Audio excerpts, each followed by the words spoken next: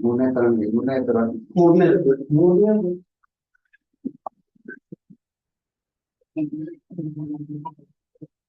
ವೃತ್ತಿ ರತ್ನಾವಳಿ ಗ್ರಂಥದ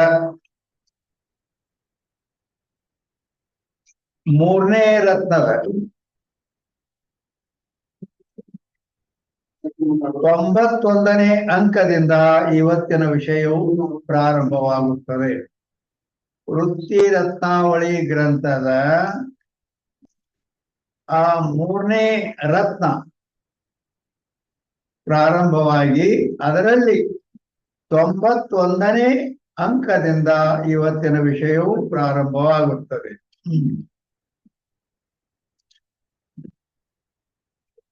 ಅಂದ್ರ ಇಲ್ಲಿ ಅನುಮಾನ ಪ್ರಮಾಣದಿಂದ ಅನುಮಿತಿ ಜ್ಞಾನ ಹೇಗಾಕೈತಿ ಅನ್ನೋದನ್ನ ತಿಳಿಸಿಕೊಡ್ತಾರೆ. ಅದರಲ್ಲಿ ಹೋದವ ಅದಕ್ಕ ಸಾಮಾನ್ಯ ಆ ಅನುಮಾನ ಪ್ರಮಾಣದ ಕೆಲವೊಂದು ಸಾಮಗ್ರಿಗಳನ್ನ ಹೇಳ್ಕೊತ್ಬಾರ್ದು. ಅಂದ್ರೆ ಎಲ್ಲಿ ಅನುಮಿತಿ ಜ್ಞಾನವಾಗುವುದು, ಅನುಮಾನ ಪ್ರಮಾಣದಿಂದ ಅನುಮಿತಿ ಜ್ಞಾನ ಎಲ್ಲಿ ಆಕೈತಿ ಅಲ್ಲಿ ಮೊದಲ ಮಾನಸಾದಿಗಳಲ್ಲಿ ಅಂದ್ರ ಅಡಿಗೆ ಮನೆಯಲ್ಲಿ ಆ ಬೆಂಕಿ ಹೋಗಿ ಎರಡು ಕೂಡಿರುವುದನ್ನು ಪ್ರತಿಯೊಬ್ಬರು ನೋಡಿದ್ರು. ಈ ಗ್ಯಾಸ್ ಬಂದವ ಮತ್ ಬೇರೆ ಹಿಂದಕ್ಕೆಲ್ಲ ಬರೀ ಕಟ್ಟಿಗೆ ಮೇಲೆ ಅಡಿಗೆ ಹಾಕಿತ್ತು. ಅದನ್ನ ಪುನಃ ಅಲ್ಲಿ ನೋಡಿ ಏನೋ ಬೆಂಕಿ ಹೊಗೆ ಎರಡು ಕೂಡೆ ಇರ್ತಾವು ಅನ್ನೋದನ್ನ ನೋಡಿ ಆ ಹೊಗೆ ಮೂಲಕವಾಗಿ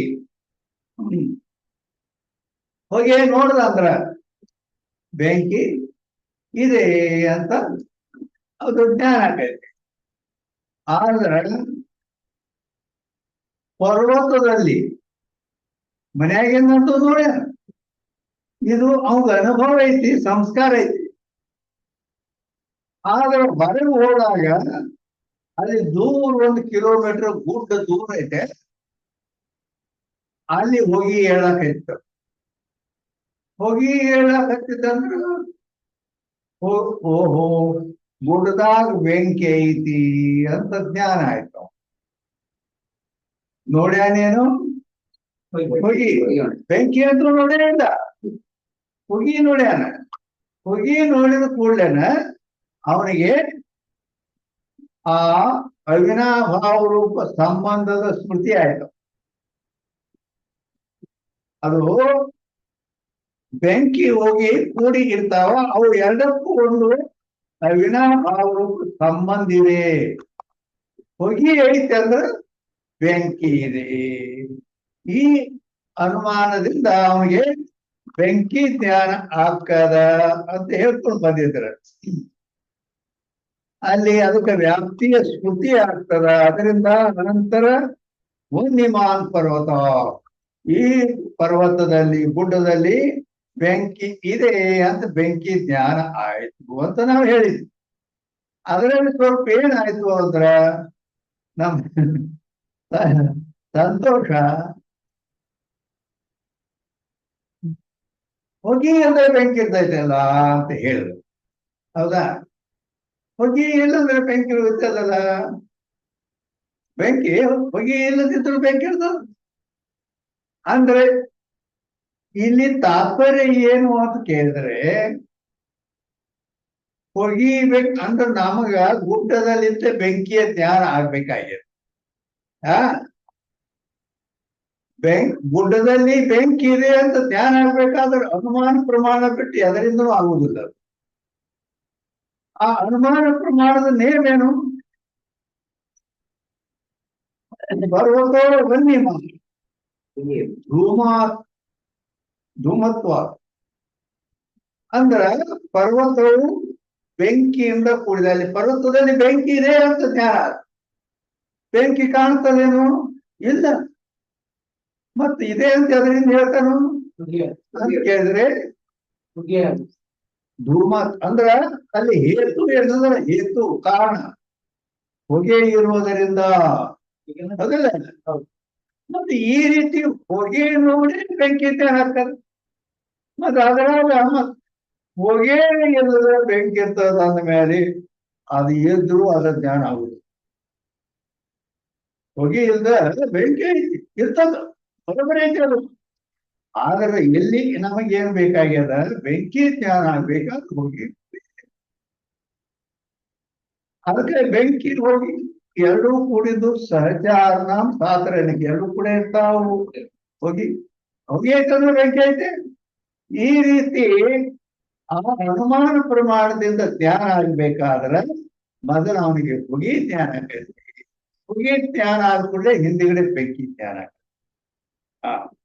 ಅದಕ್ಕೆ ಅದಕ್ಕೆ ಅಲ್ಲಿ ಇದು ಹೊಗೆ ಬೆಂಕಿ ಎರಡೂ ಕೂಡಿ ಇರ್ತಾವು ಅಂತೇಳಿ ಇಲ್ಲಿ ವ್ಯಾಪ್ತಿಯ ಜ್ಞಾನ ಅದಕ್ಕೆ ಅದನ್ನು ಸಿದ್ಧ ಮಾಡುವ ಸಲುವಾಗಿ ಹೊಗೆ ಬೆಂಕಿ ಎರಡೂ ಕೂಡಿರ್ತಾವು. ಆ ಸಹಚಾರ ಅಂದ್ರೆ ಸಂಬಂಧ. ಯಾವ ಸಂಬಂಧ?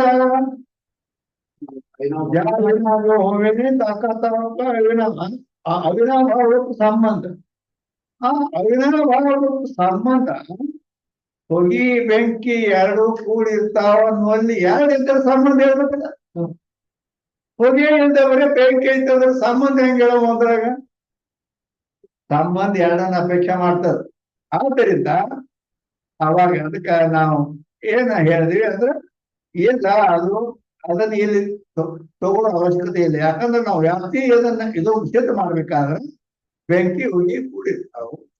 ಹೊಗೆ ನೋಡೇ ಬೇಕಿದ್ದೆ ಯಾರಾಗ ಅಂತೇಳಿ ಹೇಳ್ಕೊಂಡು ಬಂದಿದ್ರು. ವ್ಯಾಪ್ತಿ ಅಂದ್ರೆ ನೋಡೋದು. ವ್ಯಾಪ್ತಿ ಅಂದ್ರೆ ವ್ಯಾಪ್ತಿ ವ್ಯಾಪ್ತಿ ಸಿದ್ಧ ಆಗುದಿಲ್ಲ ಅಲ್ಲಿ. ವ್ಯಾಪ್ತಿ ಏನೋ ಈ ಬರೇ ಹೊಗೆ ಇಲ್ಲದ ಬೆಂಕಿ ಏನ್ ಇರ್ತದಲ್ಲ ಅಲ್ಲಿ ವ್ಯಾಪ್ತಿ ಸಿದ್ಧ ಆಗುದು. ಅದಕ್ಕಾಗಿ ನಾವ್ ಏನ್ ಮಾಡ್ಬೇಕಂದ್ರೆ ಬೆಂಕಿ ಹೊಗೆ ಕೂಡಿರ್ತಾವ ಇದ್ದದ್ದನ್ನ ದುಟ್ಟಾಂತ ತಗೋಬೇಕು. ಹೊಗೆ ಇಲ್ಲದ ಬೆಂಕಿ ದುಟ್ಟಾಂತ ತಗೊಂಡ್ರ ವ್ಯಾಪ್ತಿ ಸಂಭವಿಸಂಗಿಲ್ಲ. ಬ್ಯಾಡ ಪರ್ವತದಲ್ಲಿದ್ದ ಬೆಂಕಿ ಜ್ಞಾನ ಆಗೋದಿಲ್ಲ. ಬೆಂಕಿ ಆಯ್ತು ಕರೆ, ಹೊಗೆ ಇಲ್ಲದ ಆಗೋದಿಲ್ಲ ಅದ್ರ ಜ್ಞಾನ. ವ್ಯಾಪ್ತಿ ಅಂದ್ರೆ ಏನ್ ವ್ಯಾಪ್ತಿ ಅಂದ್ರೆ ಅವಿನಾಭಾವ ಸಂಬಂಧ. ಆ ಹೊಗೆ ಬಿಟ್ಟು ಅಂದ್ರೆ ಸಂಬಂಧ ಇಲ್ಲ. ಆ ಬೆಂಕಿ ಜ್ಞಾನ ಮಾಡಿಕೊಡೋದ ಹೊಗೆ. ಯಾಕಂದ್ರ ಆ ಹೊಗೆಗೂ ಬೆಂಕಿಗೂ ಸಂಬಂಧ ಐತಿ. ಯಾವ ಸಂಬಂಧ? ಅವಿನಾಭಾವ ಸಂಬಂಧ ಐತಿ. ಮತ್ತ ಅದನ್ನ ಬಿಟ್ಟನೆ ಬರೇ ಬೆಂಕಿ ಹಿಡ್ಕೊಂಡ್ರ ಬೆಂಕಿ ಜ್ಞಾನ ಆಗುದಿಲ್ಲ. ಈಗ ಗೊತ್ತಾಗ್ತಿಲ್ಲ. ಅದಕ್ಕಾಗಿ ಈಗ 91ನೇ ಅಂಕದಿಂದ ಇವತ್ತಿನ ವಿಷಯ ನಡೆಯುತ್ತದೆ. ವ್ಯಾಪ್ತಿಕ ಅನುಭವ ಕರ್ಣ. ಅಲ್ಲಿ ಕರ್ಣ ವ್ಯಾಪಾರ ಫಲ ಅಂತೇಳಿ ಅವ್ರು ಪ್ರತಿಯೊಂದಕ್ಕೆ ತಿಳಿಸ್ತಾರ. ವ್ಯಾಪ್ತಿಯ ಅನುಭವ ಅದು ಕರ್ಣ, ವ್ಯಾಪ್ತಿಯ ಸ್ಮೃತಿಯೇ ವ್ಯಾಪಾರ. ಪಕ್ಷದಲ್ಲಿ ಸಾಧ್ಯದ ಜ್ಞಾನ ರೂಪ ಅನುಮಿತಿ ಫಲ. ಪಕ್ಷದಲ್ಲಿ ಅಂದ್ರ ಪರ್ವತದಲ್ಲಿ ಸಾಧ್ಯದ ಜ್ಞಾನ ರೂಪ ಅನುಮಿತಿ ಜ್ಞಾನ ಬೆಂಕಿ ಜ್ಞಾನ ಏನಾಕತ್ತಲ್ಲ ಅದು ಫಲ. ಯಾಕಂದ್ರ ಆ ಗುಡ್ಡ ದೂರ ಐತಿ, ಅದರಾಗಿ ಬೆಂಕಿ ಇದ್ದದಂತೂ ಕಾಣುವುದಿಲ್ಲ. ಆದರೂ ಅಲ್ಲಿದ್ದ ಬೆಂಕಿಯ ಜ್ಞಾನ ಆಗ್ಬೇಕಾದ್ರ ಅನುಮಾನ ಪ್ರಮಾಣದಿಂದ ಆಗ್ತದ. ಹೇಗ ಆಗ್ತದಂದ್ರ ಮೊದಲು ಹೊಗೆ ನೋಡ್ತಾನು. ಹೊಗೆ ನೋಡ್ದ ಅಂದ್ಕೊಳ್ಳೇನ ಹೊಗೆಗೂ ಬೆಂಕಿಗೂ ಅವಿನಾಭಾವ ಸಂಬಂಧ. ಆದ್ದರಿಂದ ಹೊಗೆ ಐತಂದ್ರೆ ಬೆಂಕಿ ಐತಿ ಅಂತ ಜ್ಞಾನ ಐತಿ. ಅದಕ್ಕೆ ಪಕ್ಷದ ಸ್ವಲ್ಪ ವಿವರಣೆ, ಪಕ್ಷದ ವಿವರಣೆ ಹೇಳಿಸಿ. ಪಕ್ಷದ ಬಗ್ಗೆ ವಿವರಣೆ ಸ್ವಲ್ಪ. ಪಕ್ಷ ಅದಂದ್ರೆ ಏನು? ಮತ್ತೆ ಅದಂದ್ರೆ ಸ್ವಲ್ಪ ಬರ್ತಾವ, 3 ಇದು ಬರ್ತಾವ. ಪಕ್ಷ ಸಂಧಿದಾಗ ಪಕ್ಷ ಏನಂತ ಪಕ್ಷ ಅಂತ ಎದಕ್ಕಂತ ಅಂತ ಕೇಳ. ಪಕ್ಷ ಅಂತಾಗ ಪಕ್ಷದ ಲಕ್ಷಣ ಏನೈತೆ ಅಂದ್ರ ಸಂದಿಗ್ಧೋ ಸಹಜವಾನ್ ಪಕ್ಷ. ಪಕ್ಷ ಅಂತ ಎದಕ್ಕೆ ಅನ್ಬೇಕು? ಇದು ಸಾಧ್ಯವಾಗಿ ಪಕ್ಷ ಸಂದಿದ್ದು ಸಾಧ್ಯವಾದ ಪಕ್ಷ. ಇದು ಗೊತ್ತಾಗ್ತಾನೆ ನಂಗ ಅಂತ. ಅಂದ್ರೆ ಹೊಗಿ ಹೊಗಿ ನೋಡಿ ಬೆಂಕಿಯಿಂದ ಜ್ಞಾನ ಆಗ್ತದೆ ಅದೇ ಯಾವ್ದು ಸರಿ ಸರಿ. ಅಲ್ಲ ಅಲ್ಲ, ಸಂದಿಗ್ಧೋ ಸಾಧ್ಯವಾದ ಪಕ್ಷ ಅಂದ್ರ ಇಲ್ಲಿ ಹೊಗಿನೂ ಅಲ್ಲ ಬೆಂಕಿನೂ ಅಲ್ಲ. ಇಲ್ಲಿ ಹೇಳ್ತಾನೆ ಪಕ್ಷ ಅಂದಾಗ. ಪಕ್ಷ ಅಂತಂದ್ರ ಗುಡ್ಡ. ಎಲ್ಲಿ ಬೆಂಕಿ ಇದೆ ಅಂತ ಹೇಳ್ತಿ? ಪರ್ವತದಲ್ಲಿ. ಹೌದಲ್ಲ? ಪರ್ವತಕ್ಕ ಪಕ್ಷನ ಬೇಕಾಗ್ತದೆ. ಹಾ, ಆ ಪರ್ವತಕ್ಕೆ ಪಕ್ಷ ಯಾಕೆ ಬೇಕು ಅಂತಂದ್ರ ಈಗ ಸಂದಿಗ್ಧ ಸಾಧ್ಯವಾದ ಪಕ್ಷ ಅಂದ್ರ ಸಂದಿಗ್ಧ ಅಂದ್ರೆ ಸಂಶಯ. ಯಾಕಂದ್ರ ಈಗ ಇಬ್ಬರು ಕೂಡ್ಯಾರ ಹಿಂದಿಗಡೆ, ಅದಕ್ಕೆ ಪರಾರ್ಥಾನ ಅನುಮಾನ, ಸ್ವಾರ್ಥಾನುಮಾನ, ಪರಾರ್ಥಾನುಮಾನ ಅಂತ ಎರಡು ಪ್ರಕಾರ ಇದೆ. ಹಾ, ಪ್ರಾರ್ಥಾನುಮಾನದಲ್ಲಿ ಒಬ್ಬನೇ ಅವನೇ ಹುಗಿ ನೋಡ್ದ, ಅಲ್ಲಿ ಬೆಂಕಿ ಐತೆ ಗುಡ್ದಾಗ ಧ್ಯಾನ ಆಯ್ತು. ಇದು ಸ್ವಾರ್ಥಾನುಮಾನ ತರ. ಇದಕ್ಕೆ ಇಬ್ಬರು ಕೂಡ ಹೊರಟಾಗ ಅವಾಗ ಒಬ್ಬ ಹುಗಿ ನೋಡ್ದ, ಗುಡ್ಡದಾಗ ಬೆಂಕಿ ಹತ್ತೈತಿ ನೋಡಪ್ಪ ಅಂತ ಇವಂಗ್ ಹೇಳ್ದವ. ಗುಡ್ಡದಾಗ ಬೆಂಕಿ ಐತಿ, ಗುಡ್ಡ ದೂರ ಐತಿ, ಅಲ್ಲಿ ಬೆಂಕಿ ಅಲ್ಲಿ ಕಾಣಂಗಿಲ್ಲ. ಅಲ್ಲೇ ಬೆಂಕಿ ಐತ ನೋಡು ಅವ. ಇನ್ನು ಪರಾರ್ಥ ಅನುಮಾನಿತ ಅಂದ್ರೆ ಇನ್ನೊಬ್ಬರಿಗೆ ತಿಳಿಸಿ ಹೇಳ್ಬೇಕಲ್ಲ ಅಲ್ಲಿ. ಇನ್ನೊಬ್ಬರು ತಿಳಿಸಿ ಹೇಳ್ಬೇಕು. ಪರಾರ್ಥ ಅನುಮಾನ ಐತಿ ಬೆಂಕಿ ಅಲ್ಲ ಕಾಣಂಗಿಲ್ಲ, ಐತೆ ಹೆಂಗತಿ ಅಂತ ಮತ ಬಂದಾಗತ್ತೆ ನೋಡು. ಬೆಂಕಿ ಕಾಣಲಿಲ್ಲ ಅಂದ್ರೂ ಹೊಗಿ ಕಂಡೈತೆ ಎಲ್ಲವೋ? ಹೊಗಿ ಕಂಡೈತಿ. ಹೊಗಿ ಕಂಡೈತಿ ಅಂತಂದ ಮೇಲೆ ಹೊಗಿಗೂ ಬೆಂಕಿಗೂ ಅವಿನಾಭಾವ ಸಂಬಂಧ.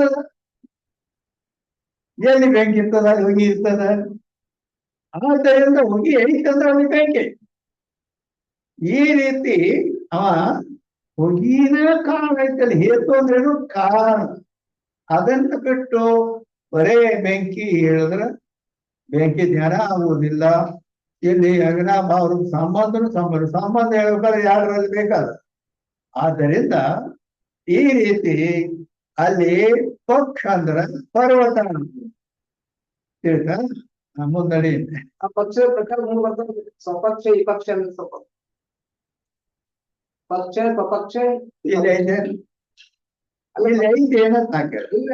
ಪಕ್ಷ ಇಲ್ಲಿ ಕೇಳ, ನೀನು ನಾ ಏನ್ ಹೇಳೇನಿ ಅಂತಂದ್ರ ನೀ ಎಲ್ಲಿದಾರ ತಂದು ಏನಾರ ಕೇಳೋದು. ಇಲ್ಲಿ ಬಂದದ್ರ ಬಗ್ಗೆ ಕೇಳ. ಇದನ್ನ ಬಿಟ್ಟು ಉದ್ದಡ್ತನ ಮಾಡಕ್ ಹೋಗಬೇಡ. ಇಲ್ಲಿ ಐತೇನು? ಈಗ ನೀ ಯಾವ ಶಾಸ್ತ್ರ ಕೇಳಕತ್ತಿ ಈಗ ಅದ್ರಾಗ ಐತೇನದ? ನಾ ಏನ್ ಹೇಳ್ತೇನೆ ಅಂದ್ರ ಪಕ್ಷದ ವಿವರಣೆ ಅದ್ರ ಡೀಪಾಗಿ ಹೇಳುದು. ಏನ್ ಪಕ್ಷ ಬಂದೈತಿ ಬಂದೈತಿ. ಇಲ್ಲಿ ಅಂದ್ರೆ ಏನಂತ ನೀ ಕೇಳ್ರಿ ಬರಾವಳಿ. ಇಲ್ಲಿ ಬಂದೈತೆ ಅಂದ್ಮೇಲೆ ಅದನ್ನ ಕೇಳಿ ಅದರ ಅದರ ಮೂರು ಪ್ರಕಾರ ಪಕ್ಷ ವಿಪಕ್ಷ ಅನ್ನೋದು ಬಂದೈತೇನ ಇಲ್ಲಿ? ಸ್ವಪಕ್ಷ, ಇಲ್ಲಿ ಐತೇನ? ಅಲ್ಲ ಅದ್ರ ಡೀಪ ಹೇಳೋದು.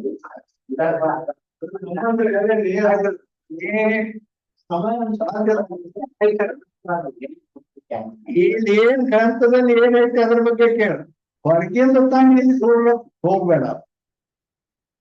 ಎಲ್ಲಿಕಂದ್ರ ಮತ್ತೇನ ಅಂದ್ರೆ ಶಾಸ್ತ್ರ ಈಗ ಆನ್ಲೈನ್ ಶಾಸ್ತ್ರ ಇದು ಟೈಮ್ ಹಿಂಗ ಮಾಡಿ ಹೋಗ್ತೈತಿ ವ್ಯಾಪ್ತ. ಇನ್ನೊಂದು ಆದ್ರೆ ಏನಿರ್ತೈತಿ, ಶಾಸ್ತ್ರ ಹೇಳುವಾಗ ಯಾರು ಏನು ಬಾಯಿ ಹಾಕೋದಿಲ್ಲ. ಕಾಯ್ದೆ ಇಟ್ಟಿಲ್ಲ. ಏನೋ ನಿಮ್ಗೆ ತಿಳಿಲಿಲ್ಲ ಅಂದ್ರೆ ಕೇಳಿರ್ತ. ನಾನು ಪರವಾನಗಿ ಕೊಟ್ಟೇನಿ. ಪರವಾನಗಿ ಕೊಟ್ಟೇನು ಅಂದ್ರೆ ನನಗೆ ಇದನ್ನ ಬಿಟ್ಕೊಟ್ಟು ಹೊರಗಿಂದ ಏನೈತಿ ಅಲ್ಲೇನೇನೈತಿ ಅಂತಂದ್ರ ಇದು ನೀನು ಉದ್ದಡ್ತಾನೆ ಆಕತಿ. ನಿನಗೆ ಹೇಳಿ ಮನಿ ಹೇಳಿದಿ, ಈಗೂ ಹೇಳಿ ಈಗೂ ಮಾತಾಡ ನೋಡಿ. ಇದ್ರಾಗ ಇಲ್ಲದ ಸಂಬಂಧ ಅದಕ್ಕೆ ಹಿಂಗ್ ಯಾಕೆ ಮಾಡಕತ್ತಿ ಗೊತ್ತಾಗ್ಬಾರ್ದು ನನಗೆ. ಇಲ್ಲ ಅದೇ ಡೀಪ್ ಹೇಳ್ತೀರ. ನಾನ್ ನಿನಗೆ ಹೇಳ್ತೇನಪ್ಪ, ಇದ್ರಾಗ ಏನೈತಿ, ಈಗ ನಿನಗ್ ಪಕ್ಷ ಬಂದೈತಿ, ಪಕ್ಷ ಬಂದ್ರೆ ಏನ್ ಗೊತ್ತ ಕೇಳಿದ್ರಿ ಬರಾಬರಿ ಅಲ್ಲಿ. ಯಾಕ ಪಕ್ಷ ಶಬ್ದ ಇಲ್ಲ ಐತಿ, ಅದು ತಿಳಿದಿಲ್ಲ. ಅದು ನೀ ಹೊಗಿನೋ ಬೆಂಕಿಯೋ ಅಂತ ಕೇಳಿದೆ. ಅದ ನಾ ಹೇಳ್ದೆ ಪಕ್ಷ ಅಂದ್ರ ಹೊಗಿನೂ ಅಲ್ಲ ಬೆಂಕಿನೂ ಅಲ್ಲ, ಮತ್ತೇನಂದ್ರ ಪರ್ವತ, ಗುಡ್ಡದ ಹಾಗೆ. ಯಾಕ ಸಂಶಯ ಎಲ್ಲಿ ಬೆಂಕಿ ಸಂಶಯ ಎಲ್ಲಿ ಬಂದದ ಪರ್ವತದೊಳಗ, ಅದಕ್ಕೆ ಪಕ್ಷ ಎಲ್ಲಿ ಸಂಶಯ ಬಂದದ ಅದಕ್ಕೆ ಪಕ್ಷ ಅಂತ ಇಟ್ಕೋಬೇಕು. ಹಿಂಗನೆ ಇದು ಕೇಳಿದ್ ಬರೋಬರಿ. ಆದ್ರ ಉಳಿದ ಏನ್ ತಂದು ಮಾಡ್ಕೊತಿಲ್ಲ, ಅದು ಉದ್ದಾಡ್ತನ ಆಗತ್ತೆ. ಅಂದ್ರೆ ಯಾವುದರಲ್ಲಿ ಹೆಂಗ್ ಹೇಳ್ಬೇಕು ನಾ ಹೇಳಿನಿ. ಈಗ ಏನು ಅನ್ನಬೇಡ, ಈ ಗ್ರಂಥದಾಗ ಬಂದದ್ದು ಕೇಳ, ಮತ್ತೇನ್ ಹೇಳಿ. ಮತ್ತೆ ಏನು ಎಲ್ಲಿದಾರ ತಂದು ಏನು ಒಬ್ಬ ಶಾಸ್ತ್ರಕಾರ ಬಂದಿದ್ದತ್ತ, ಒಬ್ಬ ಏನ್ ಮಾಡಿದ ಹುಡುಗ ನಿನ್ನಂತಾವ, ನಾ ಒಂದು ಮಾತು ಕೇಳ್ಬೇಕಂತೇನ್ರಿ, ಕೇಳಪ್ಪ. ತಪ್ಪು ಗುಡುಗುಡು ಟುಮ್ ಅಂದ್ರೆ ಏನು ಅಂತ ಅವನು ಶಾಸ್ತ್ರಕಾರ ಅಂದಾಗ ತಪ್ಪು ಗುಡುಗುಡು ಟುಮ್ ಅಂದ್ರ ಏನೋ ಏನಿದೆ, ಇದು ಇದು ಎಲ್ಲಿ ನೋಡೇ ಇಲ್ಲ, ಕೇಳೇ ಇಲ್ಲಲ್ಲ. ಮತ್ತೇನ ಮತ್ ನಿನಗ ಮತ್ತೇನೋ ಗೊತ್ತಿದ್ರೆ ಹೇಳಪ್ಪ ನೀನ, ಅದ್ರ ನಾನು ನಿನ್ನ ಹೇಳ ಅಂತ ಅಂದವ. ಅಲ್ಲ ಶಾಸ್ತ್ರ ಹೇಳ್ತೀರಿ, ಇಟ್ಟು ಗೊತ್ತಿಲ್ಲ ನಿಮ್ಗ. ಟಪ್ಪು ಗುಡುಗುಡು ಟುಮ್ ಅಂದ್ರ ಒಂದು ಬಳುವಳು ಗಿಡ ಇತ್ತು, ಮಾವಿ ದಂಡಿ ಮೇಲೆ ಇತ್ತದ. ಆ ಮಾವಿ ದಂಡಿ ಮೇಲಿದ್ದ ಬಳುವಳು ಗಿಡದ ಬಳುವಲ್ಕಾಯಿ ಅದು ಟಪ್ ಗಿಡದಂದು ಕೆಳಗೆ ಬೀಳ್ತಾರೆ, ಗುಡುಗುಡು ಗುಡುಗುಡು ಉಳ್ಕೊತ ಹೋಗಿ ಬಾಯಾಗ ತುಂಬತ್ ಬಿತ್ತು. ಇಷ್ಟು ಹೇಳಿಲ್ಲ ನಿಮ್ಗ, ಏನ್ ಶಾಸ್ತ್ರಕ್ಕ ಅವ್ರ ಮುಂದೆ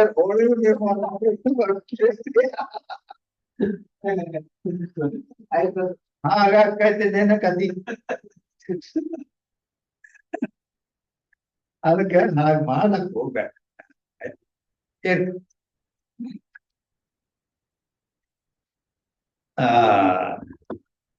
ಈಗ 91ನೇ ಅಂಕದಿಂದ ವ್ಯಾಪ್ತಿಕ ಅನುಭವಕರಣ, ವ್ಯಾಪ್ತಿಯ ಸ್ಮೃತಿಯ ವ್ಯಾಪಾರ ಪಕ್ಷದಲ್ಲಿ ಸಾಧ್ಯದ ಜ್ಞಾನ ರೂಪ ಅನುಮಿತಿಯೇ ಇಲ್ಲಿ ಫಲ ಅಂತ ಹೇಳ್ಕೊಂಡ್ ಬಂದ್ರು. ಅಂದ್ರೆ ಪ್ರತಿಯೊಂದಕ್ಕೆ ಅದು ಇವು ಮೂರನ್ನು ಹೇಳ್ತಿರ್ತಾರೆ. इस रीति से वाक्य प्रयोग विना ವ್ಯಕ್ತಿ ಜ್ಞಾನಾಧಿಕ ಅನುಮಿತಿ ಹೋವೆ ಸೊ ಸ್ವಾರ್ಥಾನುಮಿತಿ ಕೈಯೇ. ಅಂದ್ರೆ ಏನಂದ್ರು, ಈ ರೀತಿಯಾಗಿ ವಾಕ್ಯ ಪ್ರಯೋಗ ಮಾಡಲಾರದೆ ಅಲ್ಲಿ ವ್ಯಕ್ತಿಯ ಜ್ಞಾನಾದಿಗಳಿಂದ, ಅಂದ್ರ ವ್ಯಾಪ್ತಿ ಅಂದ್ರ ಅಲ್ಲಿ ಅವಿನಾಭಾವ ಭಾವರೂಪ ಸಂಬಂಧ ಐತಲ್ಲ, ಅದಕ್ಕ ವ್ಯಾಪ್ತಿ ಅಂತಾರ. ಆ ಅವಿನಾಭಾವ ರೂಪ ಸಂಬಂಧ ಅದೇನೈತೆ ವ್ಯಾಪ್ತಿಯ ಜ್ಞಾನಾದಿಗಳು. ಅಂದ್ರ ಆ ಬೆಂಕಿ ಹೊಗೆಗೆ ಏನು ಸಂಬಂಧ ಐತಲ್ಲ ಅವಿನಾಭಾವ ರೂಪ ಸಂಬಂಧ, ಅದರ ಜ್ಞಾನ ಆಗಿ ಅವಾಗ ಅನುಮಿತಿ ಅಂದ್ರ ಅಲ್ಲಿ ಬೆಂಕಿಯ ಜ್ಞಾನ ಐತಿ. ಅದಕ್ಕ ಸ್ವಾರ್ಥಾನುಮಿತಿ ಅಂತಾರೆ ಅಂತ ಹೇಳಿದರು. ಅಂದ್ರ ತಾನು ಒಬ್ಬನೇ ಹೋಗ್ಲಕತ್ತಿದ್ದ, ಪರ್ವತದಲ್ಲಿ ಹೊಗೆ ಎದ್ದದ್ದು ನೋಡಿದ, ಹೊಗೆ ಐತಿ ಅಂದ್ರ ಅಲ್ಲಿ ಬೆಂಕಿ ಐತಿ. ಯಾಕಂದ್ರೆ ಎರಡು ಹೊಗೆ ಬೆಂಕಿ ಎರಡು ಕೂಡಿರ್ತಾವು ಅಂತ ಅವ್ ಜ್ಞಾನ. ಇದು ಯಾವ ಜ್ಞಾನ? ಇದು ಅನುಮಿತಿ ಜ್ಞಾನ. ಆದ್ರೆ ಇದು ಅನುಮಿತಿ ಜ್ಞಾನ ಸ್ವಾರ್ಥಾನುಮಿತಿ ಪರಾರ್ಥಾನುಮಿತಿ ಅಂತ ಎರಡು ಪ್ರಕಾರದ. ಅದರಲ್ಲಿ ಯಾವ್ದಂದ್ರ ಸ್ವಾರ್ಥಾನುಮಿತಿ ಅಂತ ಹೇಳಲ್ಪಡ್ತಾರೆ. ತನಕೀಕರಣ ವ್ಯಾಪ್ತಿ ಜ್ಞಾನಾದಿ ಸ್ವಾರ್ಥಾನುಮಾನ ಕೈ. ಅದಕ್ಕೆ ಸ್ವಾರ್ಥಾನುಮಾನ ಪರಾರ್ಥಾನುಮಾನ ಅಂತ ಎರಡು ಪ್ರಕಾರದ. ತನಗ ಆದ್ರ ಸ್ವಾರ್ಥಾನುಮಾನದಿಂದ ಆಯ್ತು. ಮತ್ತ ಅದೇ ಇನ್ನೊಬ್ಬರಿಗೆ ತಿಳಿಸಿ ಹೇಳ್ತಾನಂದ್ರ ಅದು ಪರಾರ್ಥಾನುಮಾನ ಅಂತ ಹೇಳಲ್ಪಡ್ತದೆ. 92ನೇ ಅಂಕ ಜ್ಞಾನ ದೋಷ ವಿವಾದೋವೇತ. ಎಲ್ಲಿ ಇಬ್ಬರದಾಗ ಇಬ್ರು ಇದ್ದಾಗ ಅಲ್ಲಿ ಒಬ್ಬ ಬೆಂಕಿ ಐತಂತಾನ, ಒಬ್ಬ ಇಲ್ಲ ಅಂತ. ಹಿಂಗ್ ವಿವಾದ ಆಯ್ತು. ವನ್ನಿ ನಿಶ್ಚಯ ವಾಲ ಪುರುಷ, ಯಾರಿಗೆ ಬೆಂಕಿ ಐತಂತ ನಿಶ್ಚಯ ಜ್ಞಾನ ಐತೋ ಅವ अपने प्रतिवादी का ನಿವೃತ್ತಿ ವಾಸ್ತೆ ಇನ್ನೊಬ್ಬ ಏನೈತಿ ಬೆಂಕಿ ಅದ ಅಂತೇಳಿ ಸಂಸ್ಥೆ ಇದಾಗೈತಲ್ಲ, ಅವು ನಿಶ್ಚಯ ಮಾಡಿಕೊಡೋ ಸಲುವಾಗಿ ವಾಕ್ಯ ಪ್ರಯೋಗ ಮಾಡ್ತಾನ. ತಾಕೋ ಪರಾರ್ಥಾನುಮಾನ ಕೈ, ಇನ್ನೊಬ್ಬ ವಾಕ್ಯ ಪ್ರಯೋಗ ಮಾಡಿ ತಿಳಿಸಿ ಹೇಳ್ತಾನೋ ಅಂತಂದ್ರ ಅದಕ್ಕ ಪರಾರ್ಥಾನುಮಾನ ಅನ್ನುತ್ತಾರೆ. ಇನ್ನೊಬ್ಬರಿಗೆ ಜ್ಞಾನ ಮಾಡಿಕೊಡ್ತಾರೆ. ಹೇಗ ತನಗ ಜ್ಞಾನ ಮಾಡ್ಕೊಳ್ಳೋದು स्वार्थानुमान।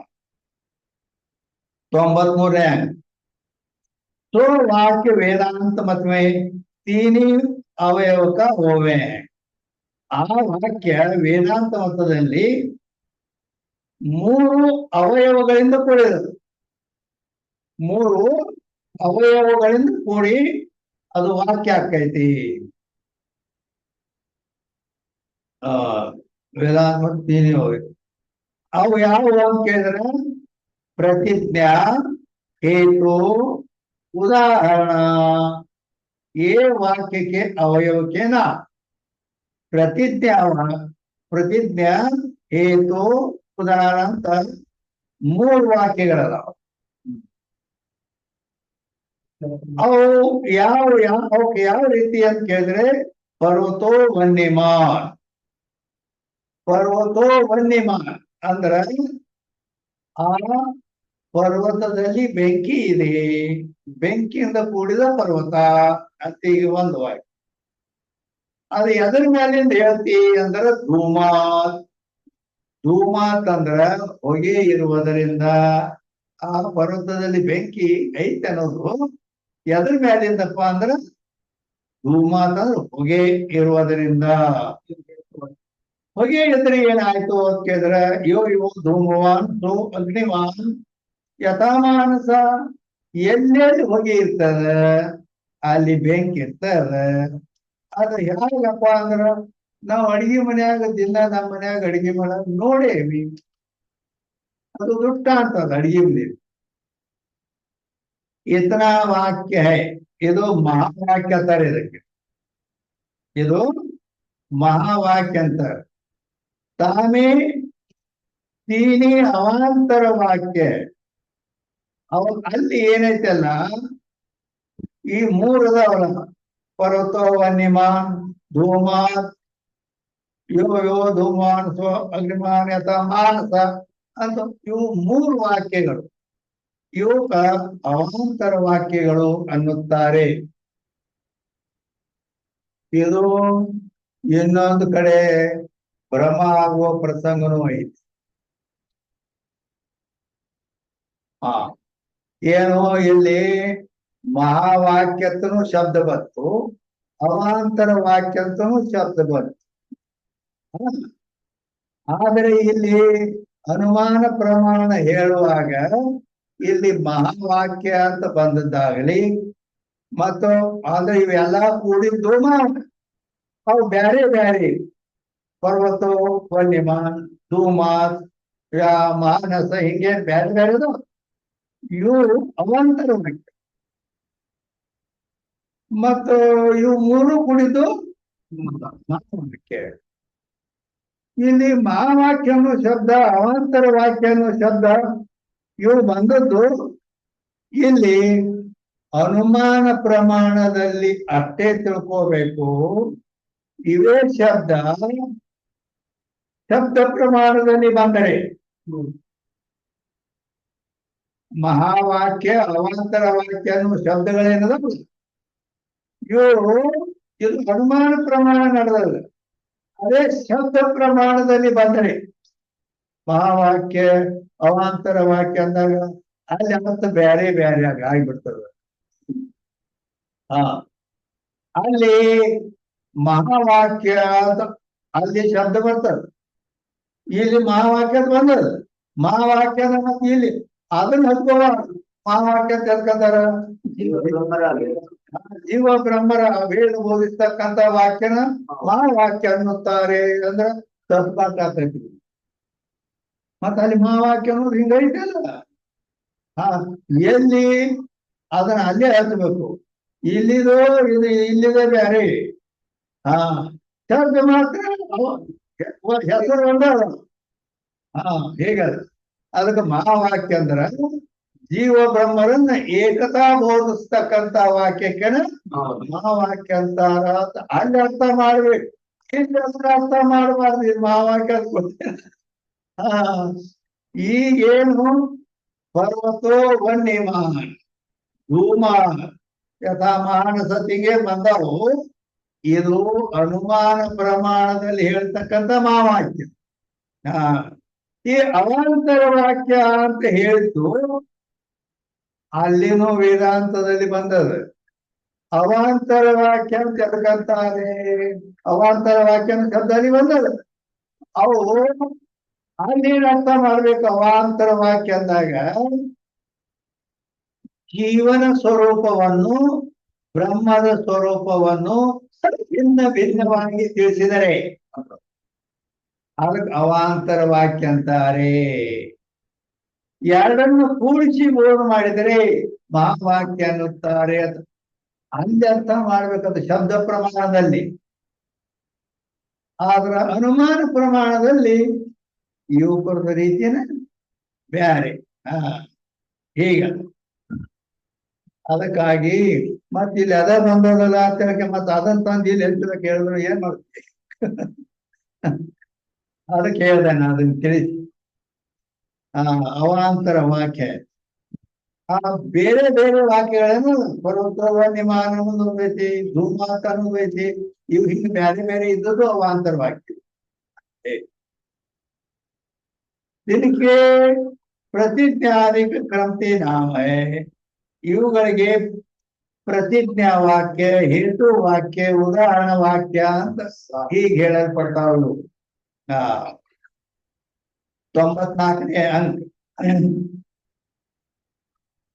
ಸಾಧ್ಯ ವಿಶಿಷ್ಟ ಪಕ್ಷಕ ಬೋಧಕ ವಾಕ್ಯ ಪ್ರತಿಜ್ಞಾ ವಾಕ್ಯ. ಏನಂದ್ರು?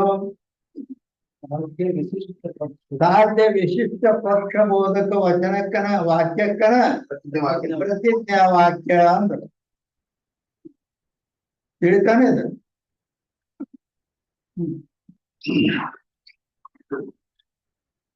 ಕನ್ನಡದಾಗೂ ಅದ ಅದನ್ನ ಏನ್ ಅದ? ಸಾಧ್ಯ ವಿಶಿಷ್ಟ ಪಕ್ಷ ಬೋಧಕ ವಾಕ್ಯಕ್ಕೆ ನಮ್ಮ ಪ್ರತಿಜ್ಞಾ ವಾಕ್ಯ ಅಂತ. ಅದು ಹಾಗಾದ್ರೆ ಸಾಧ್ಯ ಅಂದ್ರೆ ಒಂದೇ. ಸಾಧ್ಯ ಅನ್ನೋದು ಒಂದೇ ಕೇಳ್ಕೊಬೇಕು. ಸಾಧ್ಯ ಅಂದ್ರೆ ಒಂದೇ ಬೆಂಕಿ. ಪರ್ವತದಲ್ಲಿ ಬೆಂಕಿಯನ್ನು ನಾವು ಸಿದ್ಧ ಮಾಡಕ್ ಹೊಂಟಿವಿ. ಸಾಧ್ಯ ಅಂದ್ರೆ ಬೆಂಕಿ ಅಂತ ತಿಳ್ಕೊಂಡು. ಹೌದು, ಅದೇ ವಾಕ್ಯ ಏನೈತಲ್ಲ ಅದರ ಪ್ರಕಾರ ಹೇಳ್ದೇನಂತ. ಅದು ಅಷ್ಟೇ ಬರೋಬರಿ ಐತಿ ಹೇಳುತ್ತೆ. ಸಾಧ್ಯ ಅಂದ್ರೆ ಬೆಂಕಿ ಕರೆಕ್ಟ್ ಐತಿ. ಆದ್ರೆ ಇಲ್ಲಿ ಏನ್ ಹೇಳ್ದ ಅವನ? ಸಾಧ್ಯ ವಿಶಿಷ್ಟ ಪಕ್ಷ ಬೋಧಕ ವಾಕ್ಯಕ್ಕೆ ಪ್ರತಿಜ್ಞಾ ವಾಕ್ಯ ಎದಕ್ಕೆ ಅನ್ಬೇಕು ಅದನ್ನ ಹೇಳತ್ತೆ. ಪ್ರತಿಜ್ಞಾ ವಾಕ್ಯ, ಹೇತು ವಾಕ್ಯ, ಉದಾಹರಣ ವಾಕ್ಯ ಅಂತ ಬರ್ತಾವ 3 ವಾಕ್ಯಗಳು. ಪ್ರತಿಜ್ಞಾ ವಾಕ್ಯ ಅಂದ್ರೆ ಎದಕ್ಕೆ ಅನ್ಬೇಕಪ್ಪ ಅಂತ ಕೇಳಿದ್ರೆ ಅದನ್ನ ಸಾಧ್ಯ ವಿಶಿಷ್ಟ ಪಕ್ಷ ಬೋಧ ಮಾಡ್ತಕ್ಕಂಥ ವಾಕ್ಯಕ್ಕೆ ಪ್ರತಿಜ್ಞಾ ವಾಕ್ಯ ಅನ್ನುತ್ತಾರೆ ಅಂತೇಳಿ ಇದನ್ನು ಅರ್ಥ ಕೇಳಿದ್ದೇನೆ.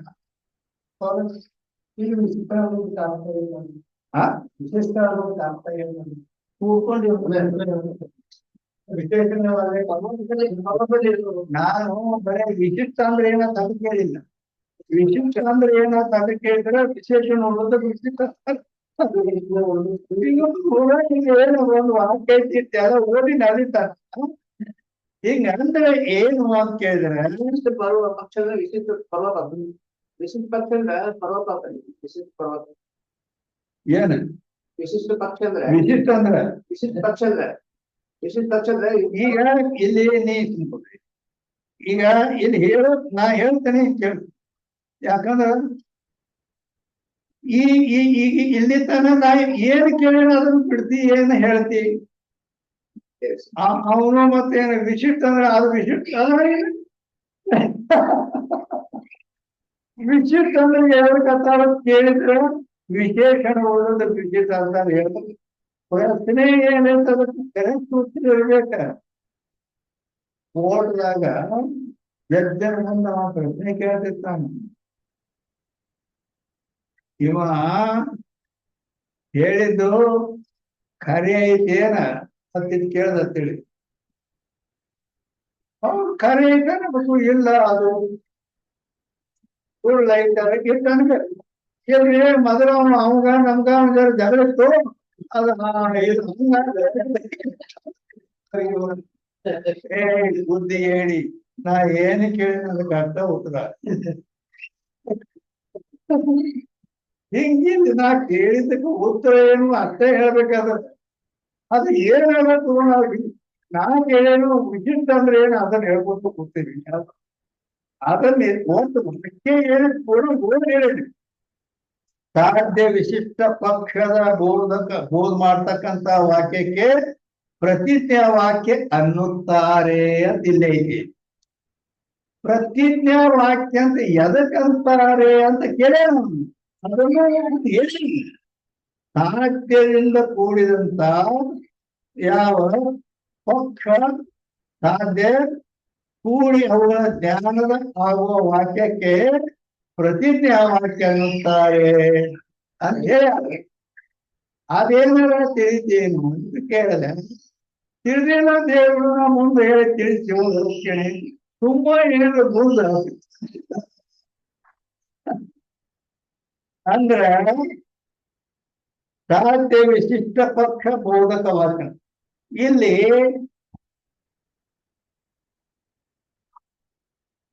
ಸಾಧ್ಯ ಪಕ್ಷ ಇವು ಎರಡು ಕೂಡಿರ್ತಾವ ಕರೆಯೋದು. ಸಾಧ್ಯ ವಿಶಿಷ್ಟ ಪಕ್ಷ, ವಿಶಿಷ್ಟ ಅಂದ್ರೆ ಕೂಡಿತು ಹೌದಲ್ಲ. ಸಾಧ್ಯ ವಿಶಿಷ್ಟ ಪಕ್ಷ ಅಂದ್ರೆ ಸಾಧ್ಯ ಪಕ್ಷ ಇವು ಎರಡು ಕೂಡಿ ಅದಾವು ಅನ್ನುವ ಬೋಧಕ ವಾಕ್ಯ ಅಂದ್ರೆ ಅವುಗಳ ಜ್ಞಾನ ಆಗತಕ್ಕಂತ ವಾಕ್ಯ ಏನೈತಿಲ್ಲ ಅದಕ್ಕ ಪ್ರತಿಜ್ಞಾ ವಾಕ್ಯ ಅನ್ನುತ್ತಾರೆ. ವಾಕ್ಯ ಇದು 3 ಬರ್ತಾವ: ಪ್ರತಿಜ್ಞಾ ವಾಕ್ಯ, ಹೇತು ವಾಕ್ಯ, ಉದಾಹರಣೆ ವಾಕ್ಯ. ಪ್ರತಿಜ್ಞಾ ವಾಕ್ಯ ಅಂದ್ರೆ ಹೇಳ್ಕಂತಾರು ಅದನ್ನ ಕೇಳ್ತದ. ಸಾಧ್ಯ ವಿಶಿಷ್ಟ ಪಕ್ಷ ಬೋಧವನ್ನು ಮಾಡ್ತಕ್ಕಂಥ ವಾಕ್ಯಕ್ಕೆ ಅಲ್ಲಿ ಪ್ರತಿಜ್ಞಾ ವಾಕ್ಯ ಅಂತಾರ. ಅಲ್ಲಿ ಈ 3 ಲೈನ್ದಾಗ ಎಲ್ಲಿಗೆ ಬಂದು ನಿಂದಿರಬೇಕು? 3 ಅಲ್ಲ. ಪ್ರತಿಜ್ಞಾ ವಾಕ್ಯದಲ್ಲಿ ಅಂದ್ರ ಪ್ರತಿಜ್ಞಾ ವಾಕ್ಯ, ಹೇತು ವಾಕ್ಯ, ಉದಾಹರಣೆ ವಾಕ್ಯ ಅಂತ 3 ಆಗ್ತಾವ. ಅವುಗಳಲ್ಲಿ ಪ್ರತಿಜ್ಞಾ ವಾಕ್ಯ ಅಂದ್ರೆ ಇಲ್ಲಿ ಕೇಳ್ಯಾರ. ಅದು ಉತ್ತರ ಹೇಳೋಣ ಏನಂತ ಪ್ರತಿಜ್ಞಾ ವಾಕ್ಯ ಅಂತ ಎದಕ್ಕೆ ಅನ್ಬೇಕಪ್ಪ ಅಂದ್ರ ಸಾಧ್ಯ ವಿಶಿಷ್ಟ ಪಕ್ಷ ಬೋಧಕ ವಾಕ್ಯಕ್ಕೆ ಪ್ರತಿಜ್ಞಾ ವಾಕ್ಯ ಅಂತಾರ. ಅಂದ್ರ ಇಲ್ಲಿ ಏನ್ ಐತಿ ಅಂದ್ರ ಸಾಧ್ಯ ಮತ್ತು ಪಕ್ಷ ಎರಡನ್ನು ಕೂಡಿಸಿ ತಿಳಿಸತಕ್ಕಂತ ವಾಕ್ಯಕ್ಕೆ ಪ್ರತಿಜ್ಞಾ ವಾಕ್ಯ ಅನ್ನುತ್ತಾರೆ. ತಿಳಿತ ಇಲ್ಲ ಏನ್ ತಿಳಿತು? ತಿಳಿತು ಅನ್ವಂಡಿ, ಇಲ್ಲನು ಅನ್ವಂಡಿ. ಅಂದರೆ ಪ್ರತಿಜ್ಞಾ ವಾಕ್ಯದಲ್ಲಿ ಇವು 2 ಇರ್ತಾವು ಅಂತ. ಎರಡನ್ನು ಕೂಡಿಸಿ ಹೇಳತಕ್ಕಂತ ವಾಕ್ಯಕ್ಕೆ ಪ್ರತಿಜ್ಞಾ ವಾಕ್ಯ ಅನ್ನುತ್ತಾರೆ. ಏನವು 2? ಸಾಧ್ಯ ಮತ್ತು ಪಕ್ಷ. ಇವು 2 ಕೂಡಿ ಇದ್ದದಕ್ಕ ಪ್ರತಿಜ್ಞಾ ವಾಕ್ಯ. ಸಾಧ್ಯ ಪಕ್ಷ ಅಂದ್ರ ಇದು ಅನುಮಾನ. ಇಲ್ಲಿ ಬೆಂಕಿ ಇದನ್ನ ಎಲ್ಲಾ ಕಡೆ ಕುಂದಿರ್ತಾರ. ಇಲ್ಲಿ ಅಂದ್ರ ಹಂಗಾರ ಈಗ ಇನ್ನೊಂದು ಶಬ್ದ ಈಗ ಏನೈತಿ? ಪಕ್ಷ ಒಂದು ಬಂದೈತಲ್ಲ, ಸಾಧ್ಯ. ಸಾಧ್ಯ ಆಯ್ತು. ಸಾಧ್ಯ ಅಂದ್ರೆ ಬೆಂಕಿ ಹೌದಾ? ಪಕ್ಷ ಪಕ್ಷ ಅಂದ್ರ ಪಕ್ಷ ಅಂದ್ಕೊಂಡೇನ ಅಂದ್ರ ಪರ್ವತ. ಇವು 2 ಕೂಡಿಸಿ ಏನು ಹೇಳಲ್ಪಡ್ತಂತ ವಾಕ್ಯಕ್ಕೆ ಪ್ರತಿಜ್ಞಾವಾಕ್ಯ ಅನ್ನುತ್ತಾರೆ. ಹೆಂಗದ? ಎರಡಕ್ಕೂ ಪ್ರತಿಜ್ಞಾ ವಾಕ್ಯ ಅನ್ನಬೇಕು ಅಂತ ಅದನ್ನ ತಿಳಿಸಿದ್ರ ನಾವು.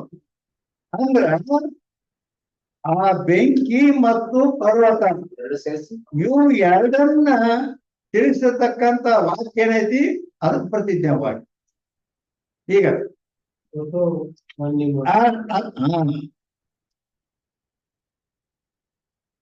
ವಾಕ್ಯ ಏನ್ ಐಸಾ ಪರ್ವತೋ ವನ್ಯಮಾನ್ ಏ ವಾಕ್ಯ.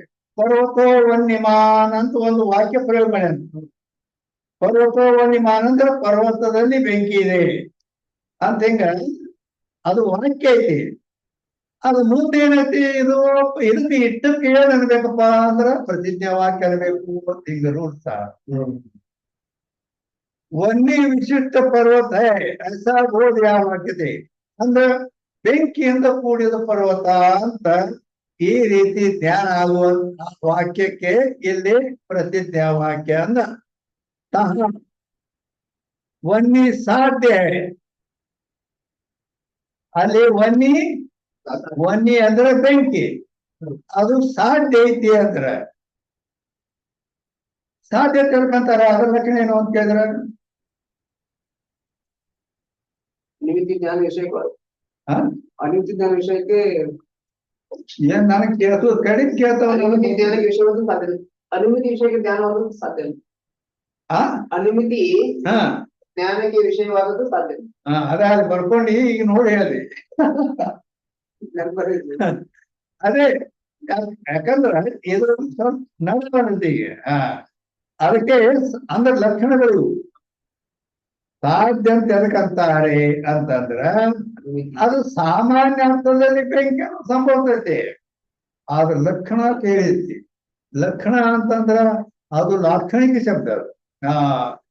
ಅನುಮಿತಿ ಜ್ಞಾನಕ್ಕೆ ಯಾವ್ದು ವಿಷಯ ಆಗೈತಿ ಅದು ಸಾಧ್ಯ ಇರ್ತದೆ ಹಿಂಗ. ಯಾಕಂದ್ರ ಅನುಮಾನ ಈಗ ಬೆಂಕಿ ಜ್ಞಾನದಲ್ಲಿ ಇದು ನಡೆದಾಗ ಬೆಂಕಿ ಅಂತ ಅರ್ಥ ಆಕತಿ. ಅದೇ ಜೀವ ಬ್ರಹ್ಮರ ಏಕತ್ವ ಬೋಧ ಮಾಡುವಾಗ ಅಲ್ಲಿ ಸಾಧ್ಯ ಅಂದ್ರೆ ಬೆಂಕಿ ಅಂದ್ರೆ ತಪ್ಪಾಕತಿ.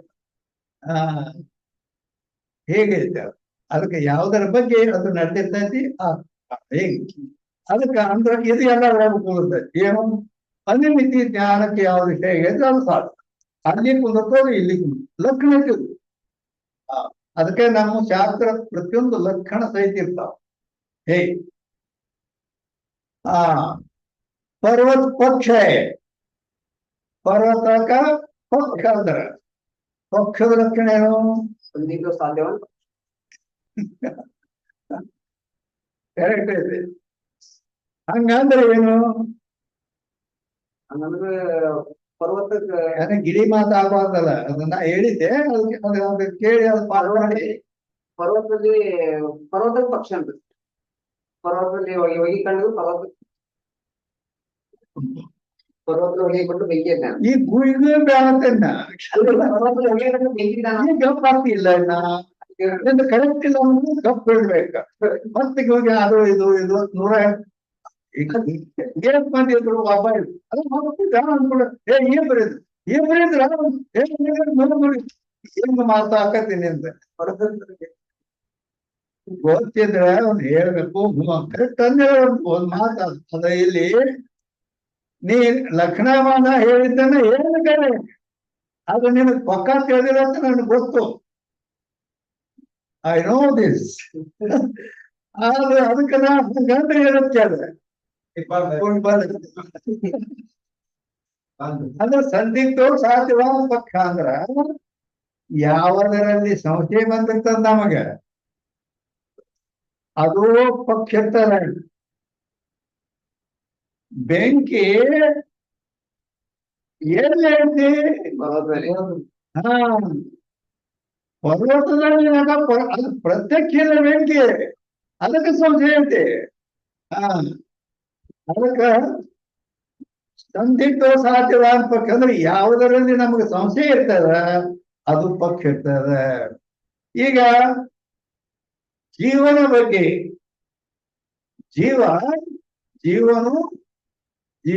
ಜೀವೋ ಬ್ರಹ್ಮೈವ ನಾಪರಹ, ಜೀವನು ಬ್ರಹ್ಮ ಸ್ವರೂಪ ಇದ್ದಾನೆ ಅಂತ ಹೇಳಿದರು ದ್ವೈತವಾದಿಗಳು.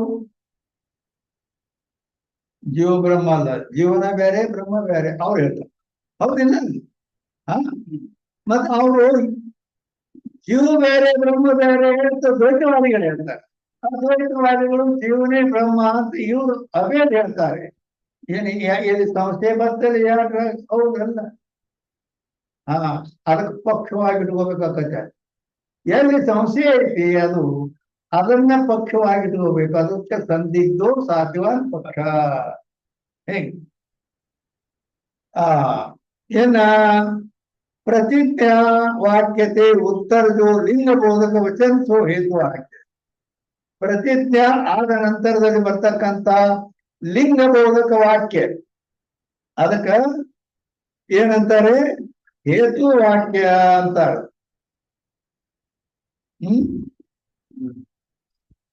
ಲಿಂಗ ಅಂತ ಹೇಳ್ಕಂತಾರ ಯಾವುದರ ಜ್ಞಾನದಿಂದ ಸಾಧ್ಯದ ಜ್ಞಾನ ಹೋಗೋದು ಅದಕ್ಕೆ ಲಿಂಗ. ಬರಾಬರ್. ಲಕ್ಷ್ಯ ವಸ್ತುವನ್ನು ತಿಳಿಸಿಕೊಡುವಂತ ಚಿಹ್ನಕ್ಕೆ ಲಿಂಗ. ಲಕ್ಷ್ಯ ವಸ್ತುವನ್ನು ತಿಳಿಸಿಕೊಡುವಂತ ಚಿಹ್ನೆ ಒಂದೇ. ಅವ್ನು ಹೇಳುದು ಒಂದೇ, ನೀನು ಹೇಳುದು ಒಂದೇ. ಯಾವುದರದಿಂದ ಯಾವುದರ ಜ್ಞಾನದಿಂದ ಯಾವುದರ ಜ್ಞಾನದಿಂದ ಸಾಧ್ಯ ಜ್ಞಾನ ಹೋಗೋದು. ಅದೇ ಜ್ಞಾನ ಆಗುತ್ತೋ ಅವ್ನು ಹೇಳಿದ. ನೀವು ಸಾಧ್ಯವನ್ನು ತಿಳಿಸ್ಕೊಡ್ತಕ್ಕಂಥ ಮತ್ತೆ ಏನಂತದ್ದು? ಯಾವ್ದ ಜ್ಞಾನ ಅಂದ್ರ ತಿಳಿಸ್ಕೊಡೋದು ಅಂದ್ರ ಒಂದೇ ಅಂತ ಅರ್ಥ ಒಂದೇ. ಬರಾಬರಿ. ಪ್ರತಿಜ್ಞಾ ವಾಕ್ಯ ಉತ್ತರದು ಲಿಂಗ ಬೋಧಕ ವಾಕ್ಯ ಸೋ ಹೇತು ವಾಕ್ಯ. ಪ್ರತಿಜ್ಞಾ ವಾಕ್ಯ ನಂತರದಲ್ಲಿ ಏನ್ ಬರ್ತೈತಿ? ಧೂಮ ಅಂತ ಬರ್ತೈತೆ.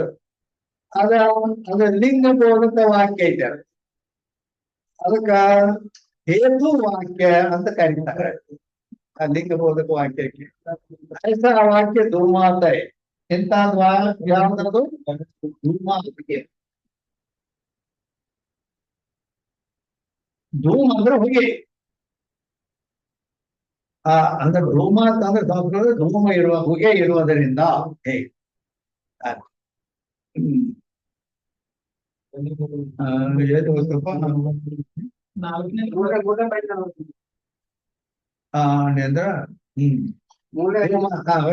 ನಾಲ್ಕನೇ ನಂಬರ್ ಹೇತು ಸಾಧಿಕ ಸಹಚಾರ ಬೋಧಕ ಇದು ದೃಷ್ಟಾಂತ ಪ್ರತಿಪಾದಕ ವಚನ ಸೋ ಉದಾಹರಣೆ.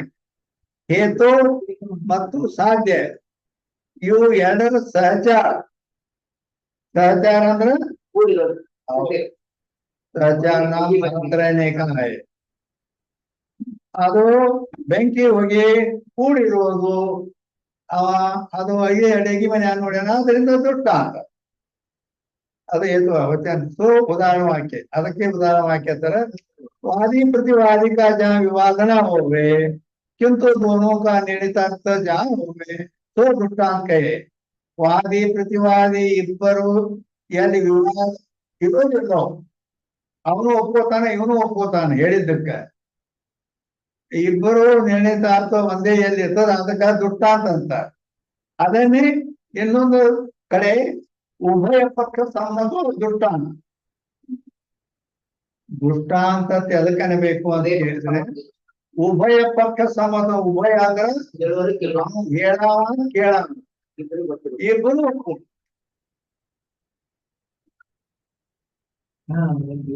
ಅದು ಹೇಗಿರ್ತಾರ ಆ ವಸ್ತು ಅಂತ ಕೇಳಿದ್ರೆ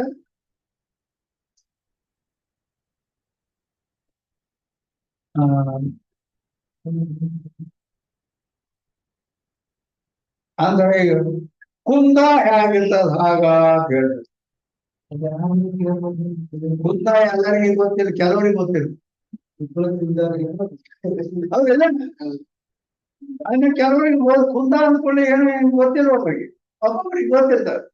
ಬೆಳಗಾವಿ ಜಿಲ್ಲಾದಲ್ಲಿ ಹಾಲಿನಿಂದ ತಯಾರು ಮಾಡಿದ ಹಾಲಿನ ಕೆನೆಯಿಂದ ತಯಾರು ಮಾಡ್ತಾರೆ ನೋಡು, ಕುಂದ ಅಂತಾರ. ಅವ್ರು ಎಂತ ದುಡ್ಡಾಂತ ಕೊಟ್ಟು ಗೊತ್ತಿಲ್ಲ. ಮತ್ತ ಅದಕ್ಕೆ ದುಡ್ಡಾಂತ ಕೊಟ್ಟು ತಿಳಿಸೋಕೆ ಕೊಟ್ಟೈತಿ. ದುಡ್ಡಾಂತ ತಿಳಿಲಿಲ್ಲ ಅಂದ್ರೆ ಇದನ್ನೇ ತಿಳಿಯ. ಅದಕ್ಕೆ ಉಭಯ ಪಕ್ಷ ಸಮಾಜ ಅಂದ್ರೆ ಹೇಳಂಗೂ ಗೊತ್ತಿರ್ಬೇಕು, ಕೇಳಂಗೂ ಗೊತ್ತಿರ್ಬೇಕು. ಅವಾಗ ಹೋಗ್ತಾರ. 95 इस रीति से प्रतिवादी ಪ್ರತಿಜ್ಞಾದಿಕ್ ತೀನ್ ಅವಾಂತರ ವಾಕ್ಯ. ಈ ರೀತಿಯಾಗಿ ಪ್ರತಿಜ್ಞಾ ಆದಿಕ್ 3 ಅವಾಂತರ ವಾಕ್ಯ, ಪ್ರತಿಜ್ಞಾ ವಾಕ್ಯ, ಹೇತು ವಾಕ್ಯ, ಉದಾಹರಣ ವಾಕ್ಯ ಅಂತ ಇವಕ್ಕ ಅವಾಂತರ ವಾಕ್ಯಗಳು ಅನ್ನುತ್ತಾರೆ. ತಿನ್ಕೆ ಸಮುದಾಯ ರೂಪ ಮಹಾವಾಕ್ಯತೆ ವಿವಾದ ಕಿ ನಿವೃತ್ತಿ ಹೋಯ್. ಇವು ಸಮುದಾಯ ರೂಪ ಮಹಾವಾಕ್ಯ, ಇವು 3 ಕೂಡಿದ್ದಕ್ಕೆ ಮಹಾವಾಕ್ಯ. ಇವು ಬೇರೆ ಬೇರೆ ಇದ್ದದಕ್ಕ ಅವಾಂತರ. ಅವಾಂತರ ವಾಕ್ಯ ಅಂತಾರ, 3 ಕೂಡಿದ್ದಕ್ಕ ವಾಕ್ಯ ಅಂತಾರ. ಈ ಮಹಾವಾಕ್ಯದಿಂದ ಅಲ್ಲಿ ವಿವಾದ ನಿವೃತ್ತಿ. ಏನ್ ಇಬ್ಬರಲ್ಲಿ ಒಂದು ವಾದ ಐತಲ್ಲ, ಇದು ಇವ ಬೆಂಕಿ ಐತ ಅಂತಾನ, ಅವ ಇಲ್ಲಂತಾನ. ಈ ವಾದ ನಿವೃತ್ತಿ ಆಗಿ ಹೋಗ್ತದೆ. ಮಹಾವಾಕ್ಯ ಸುನ್ಕೆ ಜೋ ಪ್ರತಿವಾದಿ ಆಗ್ರಹ ಕರೆ. ಏನು ಮಹಾವಾಕ್ಯ ಕೇಳಿದಾಗ ಆದ್ರೂ ಕೂಡ ಅವನು ಮುಂದಿನ ಮತ ಪ್ರತಿವಾದಿ ಆಗ್ರಹ ಮಾಡಿದರೆ ಅಂದ್ರೆ ಹಠ ಮಾಡಿದ, ಇಲ್ಲ ಹಂಗೆ ನಾ ಹೇಳ್ಬೇಕಾರೆ ಹೆಂಗ ಅಂತಂದ್ರ, ಅಥವಾ ವ್ಯಭಿಚಾರ ಕಿ ಶಂಕಾ ಹೋವೇತೋ ಅಂದ್ರ ವ್ಯಭಿಚಾರ ಶಂಕಾ ಅಂದ್ರೆ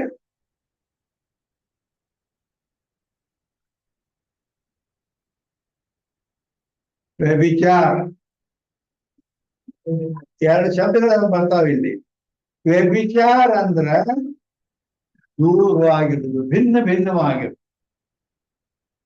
ವ್ಯಭಿಚಾರ. ಇದಕ್ಕೆ ಜೋಡಿ ಶಬ್ದ ಹೆಂಗೈತಿ, ಸಹಚಾರ ನಾಮ್ ಸಾತರೇನೇಗ.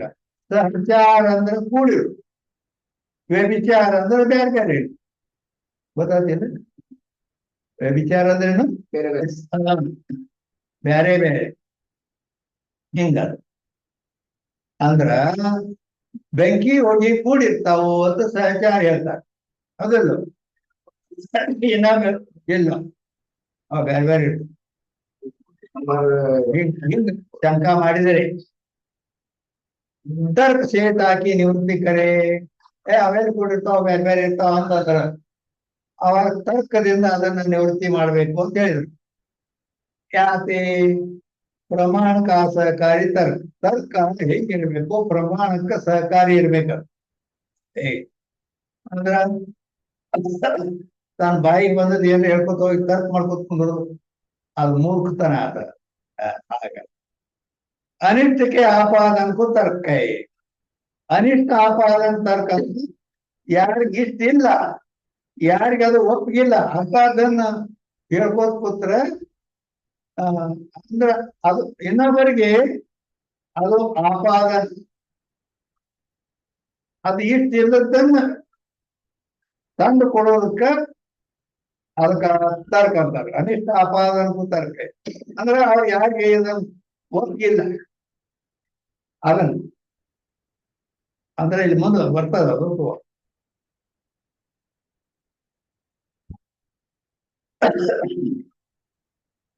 ಅಂದ್ರೆ ಅರ್ಥ ಈಗ ಆ ವೇದ ಶ್ರುತಿ ಹೇಳ, ವೇದ ಶ್ರುತಿ ಹೇಳಿದ್ರೆ ಈಗ ವೇದ ಶ್ರುತಿ ಹೇಳದಂದ್ರ ನಾವು ಒಪ್ಪಂಗಿಲ್ಲ ಅಂದ್ರ ಅದು ನಾವು ಒಪ್ಪಲಿಕ್ಕೆ ಬೇಕು. ಯಾಕಂದ್ರೆ ನಿಂತ್ಕೊಂಡು ಹೇಳ್ತಾರ ಶ್ರುತಿಯೇ ಪ್ರಮಾಣ ಅಖಿಲರ್ಕೆ. ಅಖಿಲರ್ಕೆ ಅಂದ್ರೆ ಎಲ್ಲರಿಗೂ ಆ ಶ್ರುತಿಯೇ ಪ್ರಮಾಣ ಐತಿ, ಅಂದ್ರೆ ಒಬ್ಬಳೇ ಬೇಕು ನಾವು ಅಂತ ಹೇಳಿ ಇರುವಾಗ ನಾವು ಶ್ರುತಿ ಒಪ್ಪಂಗಿಲ್ಲ. ವಾಸ್ತವಿಕ ಬಹಳ ಹೇಳ್ಬೇಕಂದ್ರೆ ಬಸವ ತತ್ವದಲ್ಲಿ ಒಪ್ಪೋದದು ಉಪನಿಷತ್. ಹೀಗೆ ಉಳಿದುವ ಇವರಂತೂ ದ್ವೈತವಾದಿಗಳಂತೂ ಒಪ್ಪೋದಿಲ್ಲ ಆ ಮಾತ್ರ. ಅವರು ಉಪನಿಷತ್ತು ವೇದ ಎಲ್ಲಿ ಉಪನಿಷತ್ತು ಗೊತ್ತಿಲ್ಲ. ಹಿಂಗೆಲ್ಲ ಆ ಚಾರ್ವಾಕ ಮೊದಲಾದ ಮತಸ್ಥರು ಇವೆಲ್ಲ ಹೋಗ್ತಾರೆ.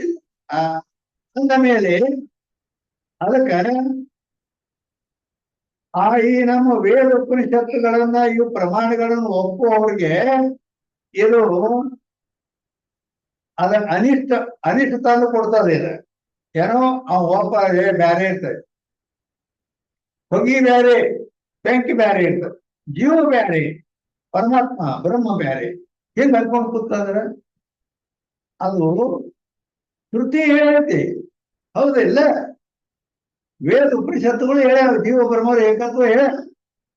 ಮತ್ತ ಅದನ್ನ ನೀವು ಒಪ್ಪಂಗಿಲ್ಲ ಅಂದ್ರೆ ಮತ್ತೆ ನಮಗ ಅದು ಶ್ರದ್ಧಾ ಅದು ಪ್ರಮಾಣ ಐತಿ ನಮಗ. ಶ್ರುತಿ ವೇದ ಉಪನಿಷತ್ತುಗಳು ಪ್ರಮಾಣದಾವ. ಮತ್ತ ಅದ ಅನಿಷ್ಟ ಅದ ಮತ್ತೆ ತರ್ಕ ಮಾಡಿದ್ರ ಅನಿಷ್ಟ ಆಪಾದನ ಆಯ್ತಲ್ಲ, ಅನಿಷ್ಟನ್ನ ತಂದಿಟ್ಟಂಗ ನಮ್ಗಿತ್ತಿಲ್ಲ, ನಮ್ಗೆ ಒಪ್ಪಿಗೆ ಇಲ್ಲದಂತ ಅಂದ್ರೆ ನೀ ಹಚ್ಕೊಂಡ್ ಕೂತಿ ಅಂದ್ರೆ ಎಲ್ಲಿ ವೇದ ಎಲ್ಲಿ ಉಪನಿಷತ್ತ ಹೆಂಗ್ ಅಂತಾರ? ಅದ ನಡೆಯಂಗಿಲ್ಲ. ಹೆಂಗ್ ಅದಕ್ಕೆ ತರ್ಕ ಅಂತ इस रीति से तीन ही अवयवन का समुदाय रूप जो महावाक्य है ताको परार्थानुमान कहे। अनुमान ಪರಾರ್ಥಾನುಮಾನ ಸ್ವಾರ್ಥಾನುಮಾನ ಅಂತ ಹಿಂಗೆ ಅದಾವ. ಮೂರು ಅವಯವಗಳ ಸಮುದಾಯ ರೂಪ ಯಾವ ಮಹಾವಾಕ್ಯ ಐತಿ?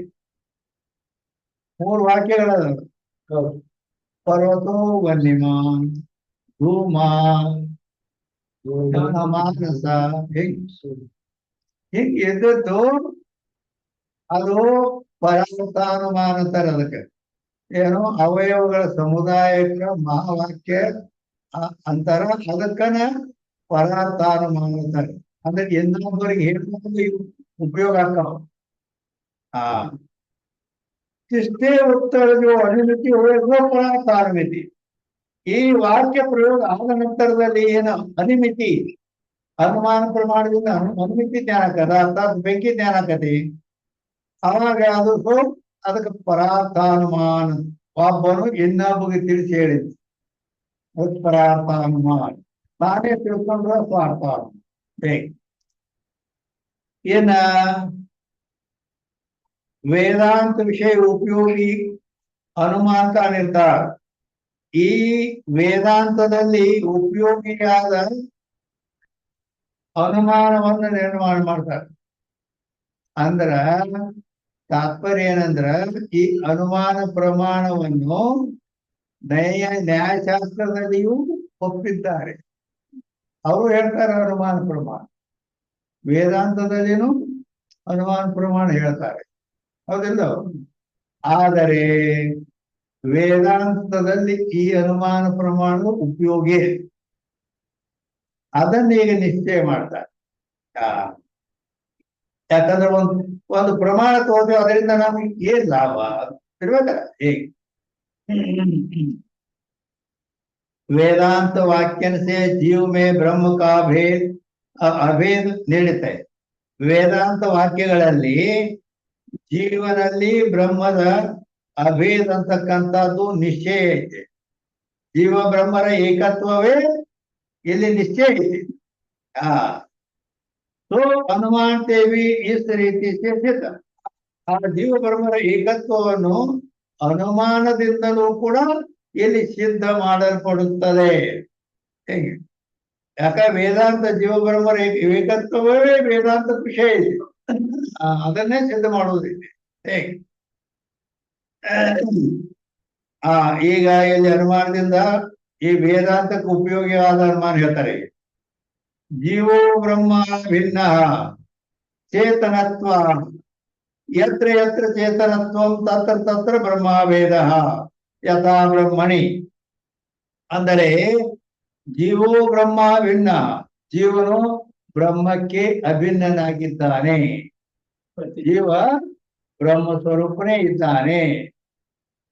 ಎದರ ಮೇಲಿಂದ ಹೇಳ್ತೀರಿ ಅಂದ್ರ ಚೇತನತ್ವ ಹೇತು. ಚೇತನ ಸ್ವರೂಪನಾದ್ದರಿಂದ ಅವು ಬ್ರಹ್ಮ ಸ್ವರೂಪದ ಅಂತ ಹೇಳೇವಿ. ಅದ ಆದ್ರೆ ಮತ್ ಚೇತನ ಇದ್ರೆ ಏನಾಯ್ತು ಅಂತ ಕೇಳಿದ್ರೆ ಯತ್ರ ಯತ್ರ ಚೇತನತ್ವ ತತ್ರ ತತ್ರ ಬ್ರಹ್ಮವೇದ. ಅಂದ್ರೆ ಎಲ್ಲೆಲ್ಲಿ ಚೇತನ ಐತಿ ಅದೆಲ್ಲ ಬ್ರಹ್ಮಕ್ಕೆ ಅಭಿನ್ನವಾಗಿಯೇ ಇರ್ತೈತಿ. ಯಥಾ ಬ್ರಹ್ಮಣಿ ಹೇಗಂತಂದ್ರೆ ಆ ಬ್ರಹ್ಮ ಅದು ಚೇತನ ಸ್ವರೂಪ ಐತಿ. ಆದ್ದರಿಂದ ಅಲ್ಲಿ ಉದಾಹರಣೆಯನ್ನ ಬ್ರಹ್ಮ ಕೊಟ್ಟರು. ಯಥಾ ಬ್ರಹ್ಮಣಿ ಅಂದ್ರೆ ಉದಾಹರಣೆ. ಏ ತೀನಿ ಅವಯವ, ಈ ಮೂರು ಜೀವೋ ಬ್ರಹ್ಮ ಭಿನ್ನ ಅನ್ನೋದು ಒಂದು, ಚೇತನತ್ವ ಅನ್ನೋದು ಎರಡನೇದ್ದು, ಅದು ಬ್ರಹ್ಮ ಭಿನ್ನ ಅನ್ನೋದು ಮೂರನೇದ್ದು. ಈ ರೀತಿ ಇವಕ್ಕ ಮೂರು ಅವಯವಗಳು ಅಂತಾರವು. ಈ ಮೂರು ಅವಯವಗಳ ಸಮುದಾಯ ರೂಪ ಮಹಾವಾಕ್ಯ. ಇವು ಮೂರು ಕೂಡಿ ಮಹಾವಾಕ್ಯಂತಾರೆ. ಯಾತೆ ಪರಾರ್ಥಾನುಮಾನ ಕೈಯೇ. ಹಿಂಗ ಇವು 3 ವಾಕ್ಯ ಪ್ರಯೋಗ ಎಲ್ಲಿ ಮಾಡ್ತಾನೋ ಅಂದ್ರ ಇನ್ನೊಬ್ಬರಿಗೆ ತಿಳಿಸುವಾಗ ಮಾಡ್ತಾನೆ, ತಾ ತಿಳ್ಕೊಳ್ಳುವಾಗಿಲ್ಲ. ಹೇ ಆದ್ದರಿಂದ ಇದಕ್ಕ ಪರಾರ್ಥಾನುಮಾನ ಅನ್ನುತ್ತಾರೆ. परार्थ कहे यहाँ जीव पक्ष है, ಇಲ್ಲಿ ಜೀವ ಪಕ್ಷ ಇದೆ. ಯಾಕೆ ಪಕ್ಷ? ಜೀವನ ಪಕ್ಷ ಯಾಕೆ ಮಾಡ್ಬೇಕು?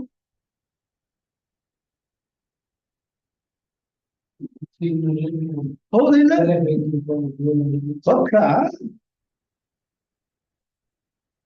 ಮತ್ತೆ ಪಕ್ಷ ಅಂತೇಳಿ ಜೀವನ ಪಕ್ಷದಾಗ ಯಾಕ? ಅಲ್ಲಿ ಜೀವನೇ ಪಕ್ಷ ಅಂತ ಯಾಕೆ ಹೇಳಿದ್ರು? ಜೀವನು ಬ್ರಹ್ಮದಿಂದ ಅಭಿನಂದಿದ್ದಾನೆ ಅಂತ ಹೇಳಿ ಜೀವನಲ್ಲೇನ ಸಿದ್ಧ ಮಾಡಿ ತೋರಿಸ್ಬೋದು. ಅದೇ ಅಂದ್ರ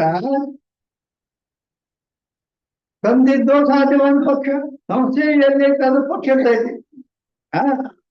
ಅಂದ ಮೇಲೆ ಸಂಶಯ ಎಲ್ಲಿ ಯಾಕೆ ಬಂತು ಅಂದ್ರ ದ್ವೈತವಾದಿಗಳೆಲ್ಲ ಅದ್ವೈತವಾದವನ್ನ ಬಿಟ್ಟು ವೇದಾಂತ ಅಥವಾ ಅದ್ವೈತವಾದ ಏನದ ಅವರು ಅಷ್ಟೇ ಜೀವ ಬ್ರಹ್ಮರ ಏಕತ್ವವನ್ನು ಹೇಳ್ತಾರೆ.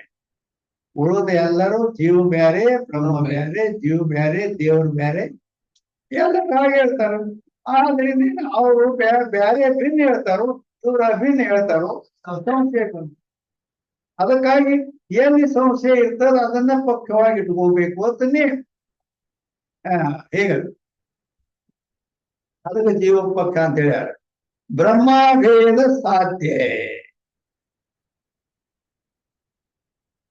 ಸಾಧ್ಯತೆ ಎದಕ್ಕಂತಾರು? ಯಾವ್ದ್ರ ಯಾವ್ದು ಅನುಮತಿ ಜ್ಞಾನಕ್ಕೆ ಯಾವ್ದು ಅನುಮತಿ ಜ್ಞಾನಕ್ಕೆ ಸಾಧ್ಯ? ಹುಡುಕ್ಯಾಡ ನೀನು ಹುಡುಕ್ಯಾಡ್ತಾನೆ ಅನುಜ್ಞಾನಿಗೆ ವಿಷಯವಾದ ಸಾಧ್ಯ. ಆದ್ರೆ ಮುಂದೆ ಜ್ಞಾನಕ್ಕೆ ಕಾಪಿ ಮಾಡೋದು ನಡೆಗಿಲ್ಲ ಇಲ್ಲಿ. ಹುಡುಕ್ಯಾಡಿ ಬರ್ಕೊಂಡು ಹುಡುಕ್ಯಾಡಿ ತಂದು ಹೇಳ್ತೇನೆ ಅಂದ್ರ ಕಾಪಿ ಮಾಡಿ ಮುಂದೆ ಇದು ಪುಸ್ತಕ ಬರ್ತೇನೆ ಪೇಪರ್ ಅದು ಅಂದ್ರ ಬ್ರಹ್ಮ ಭೇದವೇ ಇಲ್ಲಿ ಸಾಧ್ಯದ. ಸಾಧ್ಯತೆ ಅದಕ್ಕಂತಾರು ಅಂತ ಕೇಳಿದ್ರೆ ನಾವು ಯಾವುದನ್ನ ಸಿದ್ಧ ಮಾಡುತ್ತೇವೆಯೋ ಅದು ಸಾಧ್ಯ.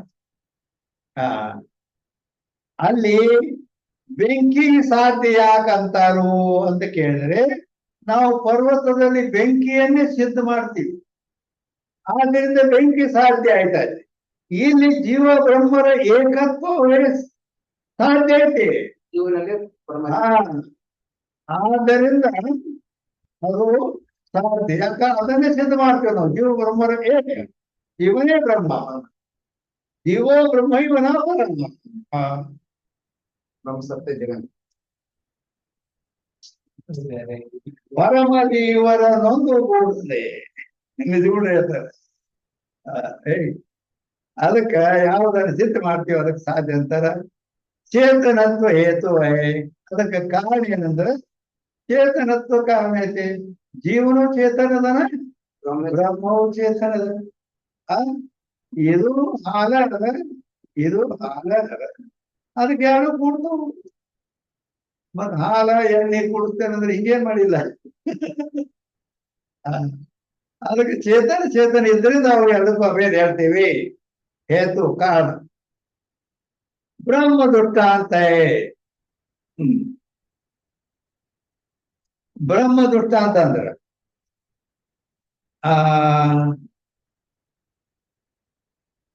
ಬ್ರಹ್ಮ ದುಷ್ಟ ಅಂತ ಅಂದ್ರೆ ಏನನ್ನಾಗದು?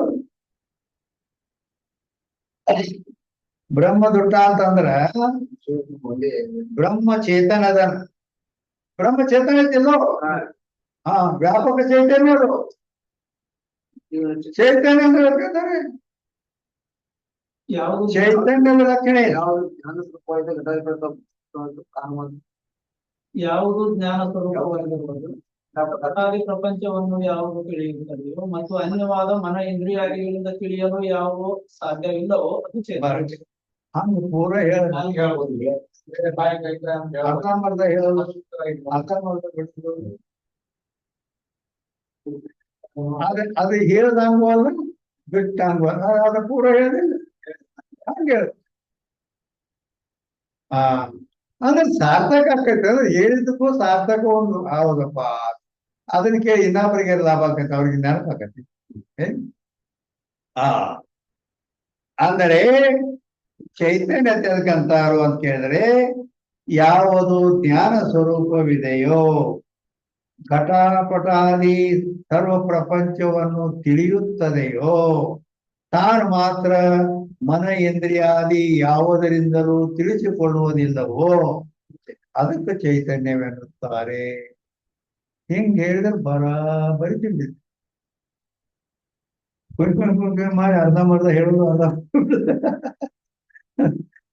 ಆ 98ನೇ ಯಾ ಪ್ರತಿವಾದಿ ಜೋ ಐಸೆ ಕಹೆ ಈ ಮಾತಿಗೆ ಇನ್ನೊಬ್ರು ಪ್ರತಿವಾದಿ ಇರ್ತಾರಲ್ಲ ವಾದಿ ಪ್ರತಿವಾದಿ ಅವರು ಹೀಗಂದರೆ ಏನು ಜೀವ ಮೇ ಚೇತನತ್ವ ಹೇತುತ್ವ ಹೈ ಆ ಜೀವನಲ್ಲಿ ಚೈತನ್ಯ ಅನ್ನೋದು ಅದು ಹೇತು ಅಲ್ಲ ಕಾರಣ ಅದ ಆದರೆ ಬ್ರಹ್ಮ ಭೇದ ರೂಪ ಸಾಧ್ಯನೇ ಜೀವನು ಚೈತನ್ಯ ಅಂತ ಹೇಳೋದು ಹೋಗ್ತಿಲ್ಲ ಆದ್ರೆ ಅದು ಬ್ರಹ್ಮ ಸ್ವರೂಪ ಅನ್ನೋದು ಹೋಗ್ತದೆ. ಹೆಂಗ ಹೋದಾರ ಹೌದಿಲ್ಲ ಜೀವ ಜೀವನ ಕಲ್ಲಿನ ಗಟ್ಟೆ ಜಡ ಅದನ ಜೀವ ಚೇತನ ಹೋಗ್ತಿನ್ನ ಅವನ ಅಂದ್ರೆ ಬ್ರಹ್ಮ ಸ್ವರೂಪ ಜೀವ ಬ್ರಹ್ಮ ಒಂದ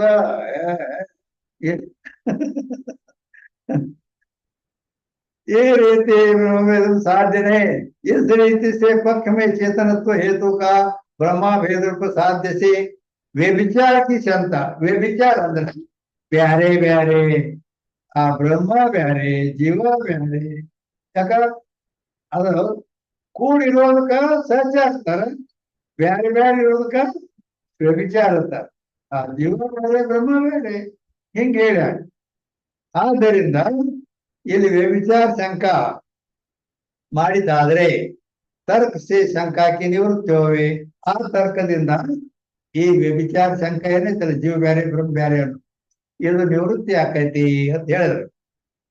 ಯಾ ತರ್ಕಕಾಯ ಸ್ವರೂಪ ಆ ತರ್ಕದ ಸ್ವರೂಪ ಏನು ತರ್ಕ ಅಂದ್ರೆ ಏನರ್ಥ जीव में चेतनत्व हेतु मान के ब्रह्मा भेदों को साध्य नहीं माने तो जीव चेतन ಅನ್ನೋದೊಪ್ಪಿ ಬ್ರಹ್ಮ ಜೀವನನ್ನ ಬ್ರಹ್ಮ ರೂಪ ಅಂತ ತಿಳಿಯದಿದ್ದರೆ ಒಪ್ಪದಿದ್ದರೆ चेतन की अद्वितीयता की प्रतिपादक श्रुति का विरोध होगा. ಅದ ಜೀವನನ್ನ ನೀನು ಚೇತನ ಅಂತ ಒಪ್ಪಿ ಅದು ಜೀವ ಬ್ರಹ್ಮ ಸ್ವರೂಪ ಅಂತ ಒಪ್ಪಲಿಲ್ಲ ಅಂದ್ರೆ ಏನಾಗ್ತದ ಅದು ಅದ್ವಿತೀಯಕ ಪ್ರತಿಪಾದಕ ಶ್ರುತಿ ಅದ್ವಿತೀಯ ಅಂದ್ರ ಯತ್ರ ದ್ವೈತಂ ನಾಸ್ತಿ ತದದ್ವೈತಂ ಇನ್ನೊಂದು ಇಲ್ಲ ಅಂತ ಹೇಳ್ತಕ್ಕಂತ ಶ್ರುತಿಗೆ ವಿರೋಧಕತೆ ಅಂದ್ರ ಈಗ ಸಾಮವೇದದ ಛಾಂದೋಗ ಉಪನಿಷತ್ ಐತಿ ಇಲ್ಲಿ ಏನ್ ಹೇಳಿದ್ರು ಶ್ರುತಿಗೆ ವಿರೋಧಕತೆ ಅಂತ ಹೇಳಿದ್ರ ಶ್ರುತಿ ಅಂದ್ರ ಉಪನಿಷತ್ತುಗಳು ಆ ಸಾಮವೇದದ ಛಾಂದೋಗ ಉಪನಿಷತ್ತಿನ 6ನೇ ಅಧ್ಯಾಯದ 2ನೇ ಖಂಡದ 1ನೇ ಮಂತ್ರದಲ್ಲಿ ತದೇವ ಸೌಮ್ಯೇದಮಗ್ರ ಆಸೀತ್ ಏಕಮೇವ ದ್ವಿತೀಯಂ ಬ್ರಹ್ಮ ಅಂತ ಹೇಳಿದೆ. ಈ ಸೃಷ್ಟಿ ಉತ್ಪತ್ತಿಗಿಂತ ಪೂರ್ವದಲ್ಲಿ ಆ ಬ್ರಹ್ಮ ಏಕಂ ಏವ ಅದ್ವಿತೀಯಂ ಏಕಂದ್ರೆ ಒಂದ ಇತ್ತು ಅಂತ ಹೇಳಿ ಒಂದ ಇತ್ತು ಅನ್ನೋ ಶ್ರುತಿ ಪ್ರಮಾಣ ಐತಿ. ಮತ್ತೆ ಇದು ಜೀವ ಒಂದು ಬೇರೆ ಬ್ರಹ್ಮ ಒಂದು ಬೇರೆ ಹಿಂಗ ಹೇಳಿದ್ರೆ ಇನ್ನೊಂದು ಎಲ್ಲಿ ತರ್ತಿ ಯಾರು ಎಲ್ಲಿ ತರ್ತಿ ಆ ಶ್ರುತಿ ವಿರೋಧ ಆಕತೆ ಇಲ್ಲ ವಿರೋಧ ಆಕತಿ. ಅಂದ್ರೆ ಜೀವ ಚೇತನ ಒಂದು ಚೇತನ ಅಂತ ಒಪ್ಕೊಂಡಿ ಜೀವ ಚೇತನ ಒಂದು ಬ್ರಹ್ಮ ಚೇತನ ಒಂದು ಯಾರು ಮತ್ತ ಅದರ ಒಂದು ಅಂತ ಹೇಳ್ತಂತೆ ಮತ್ತ ಆ ವಿರೋಧ ಆಕತೆ ಇಲ್ಲ ಯಾರು ಅಂತ ಹೇಳ್ತಿರ್ತ. ಆದ್ದರಿಂದ ಏನ ಅನಿಷ್ಟ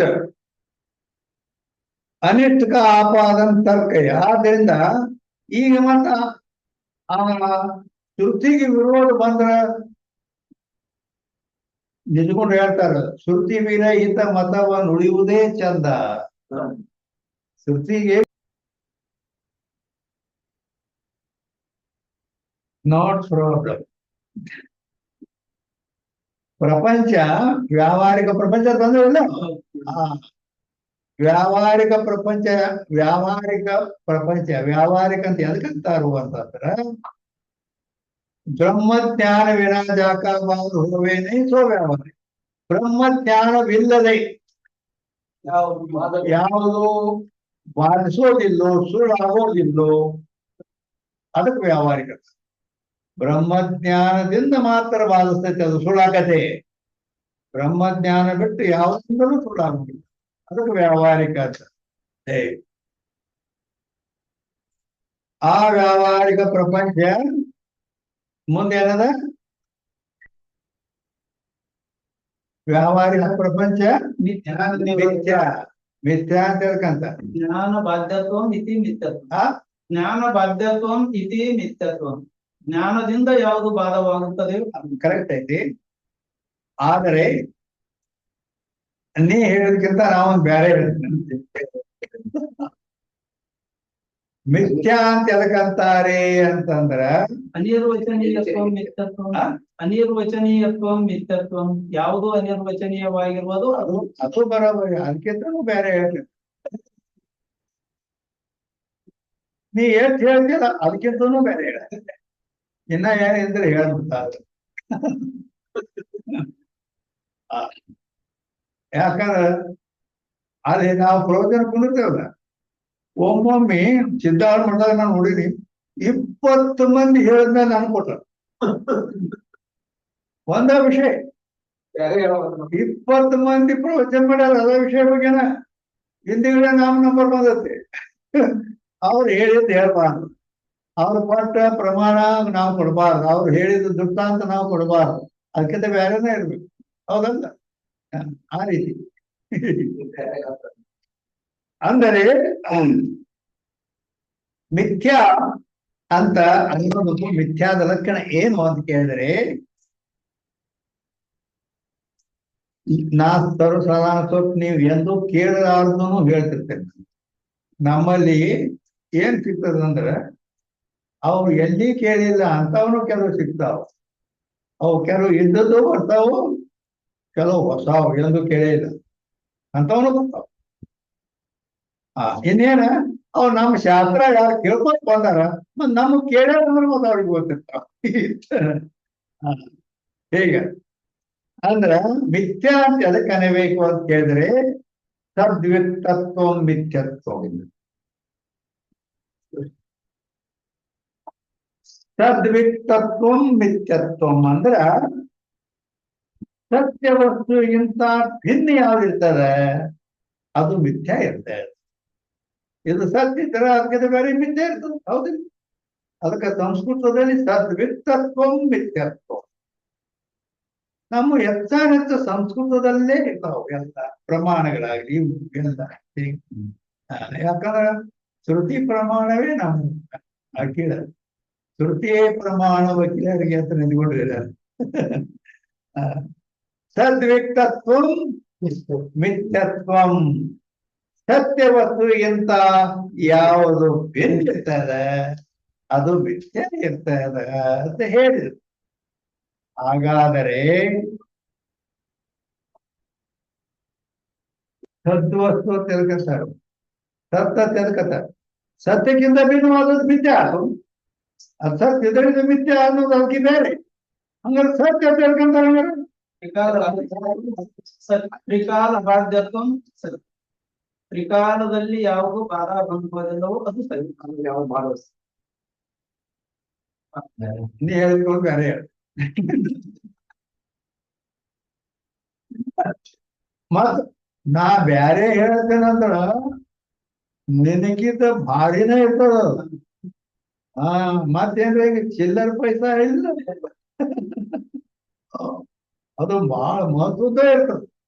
ಮತ್ತು ಎಂದು ಕೇಳಾಗ್ತದೆ. ಮಿಥ್ಯ ಅಂದ್ರ ಸದ್ವಿತ್ತತ್ವ ಮಿಥ್ಯ. ಸತ್ಯ ವಸ್ತುಗಿಂತ ಭಿನ್ನವಾದದ್ದು ಮಿಥ್ಯ ಇರ್ತದೆ.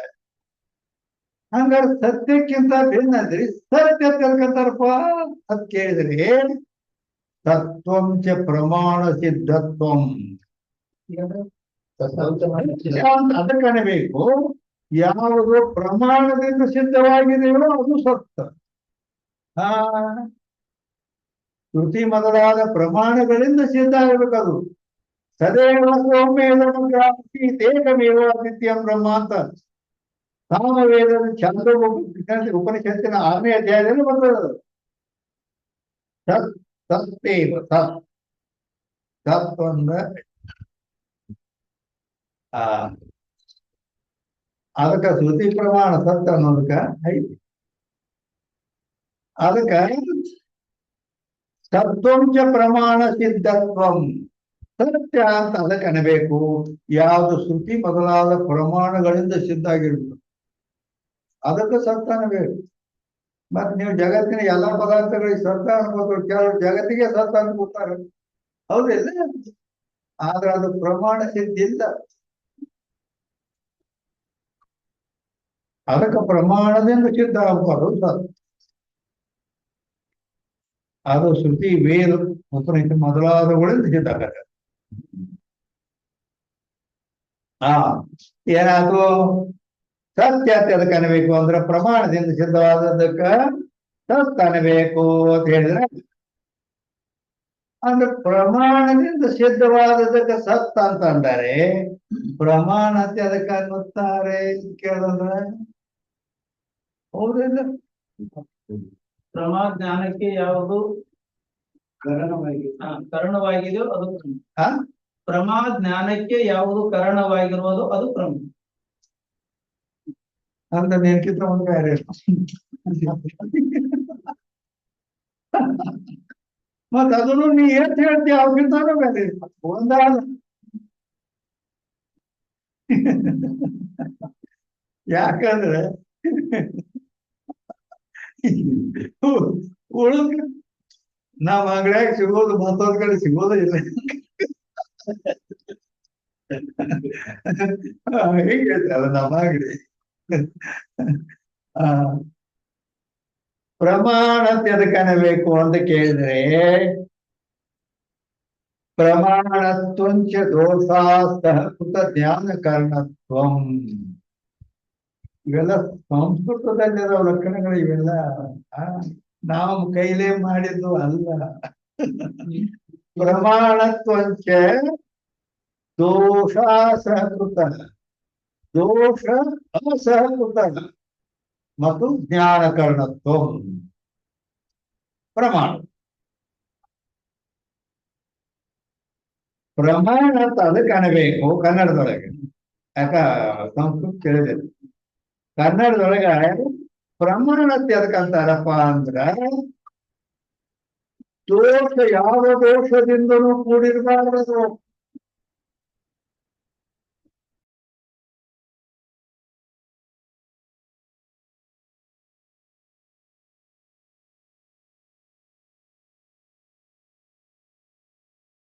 ಜ್ಞಾನಕ್ಕೆ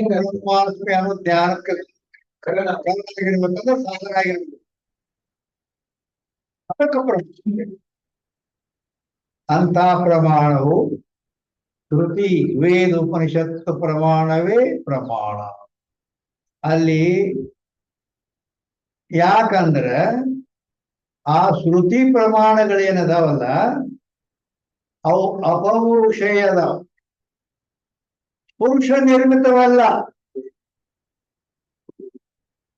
ಇವು ಎಲ್ಲ ಈ ಗ್ರಂಥ ಏನದಾವಲ್ಲ ಇವು ಎಲ್ಲ ಗ್ರಂಥ ಅವು ಇವು ಎಲ್ಲ ವಿಚಾರಸಾಗರ ಇದ್ಕೊಂಡ್ರು ಅವು ಇವೆಲ್ಲ ಇವು ಭಗವದ್ಗೀತೆ ಹೇಳ್ಕೊಂಡು ಇವೆಲ್ಲ ಪುರುಷ ನಿರ್ಮಿತ, ಇವು ಜೀವನಿಂದ ನಿರ್ಮಿತ ಆಗ್ಯಾವ. ಆ ವೇದ ಜೀವ ನಿರ್ಮಿತ ಇಲ್ಲ, ಅಪೌರುಷೇಯ ಅಂತ. ಜೀವ ನಿರ್ಮಿತದಲ್ಲಿ ಏನಾದರೂ ದೋಷ ಹೊರಡ್ಬೋದು, ಪ್ರಮಾದಾದಿ ದೋಷಗಳೇ ಬರ್ತಾವ ಜೀವ ನಿರ್ಮಿತ ಇತ್ತಂದ್ರೆ. ಆದ್ರ ಆ ಈಶ ನಿರ್ಮಿತ ಇದ್ದಲ್ಲಿ ದೋಷ ಹೇ. ಆದ್ದರಿಂದ ಆ ವೇದವನ್ನ ಮನುಷ್ಯರು ಮಾಡಿದ್ದಲ್ಲ, ಅದು ವೇದ ಉಪನಿಷತ್ತುಗಳು ಶ್ರುತಿ ಪ್ರಮಾಣ ಪರಮಾತ್ಮನಿಂದ ಆಗಿದೆ. ಆದ್ದರಿಂದ ಆ ಶ್ರುತಿಯೇ ಪ್ರಮಾಣ ವಕೀಲ. ಆ ನಿರ್ದೋಷವಾಗಿರಬೇಕು, ಜ್ಞಾನಕ್ಕೆ ಕರ್ಣ ಅಂದ್ರೆ ಸಾಧನ ಆಗಿರಬೇಕು. ಅಂತಹದ್ದು ಯಾವುದು ಪ್ರಮಾಣ ಅಂದ್ರೆ ಶ್ರುತಿ ಪ್ರಮಾಣ. ಪ್ರಮಾಣ ಪಂಚ ದೋಷಾಸಕೃತ ಜ್ಞಾನ ಕರ್ಣತ್ವಂ, ಅದಕ್ಕೆ ಪ್ರಮಾಣ ಬೇಕು. ಹೇಗೆ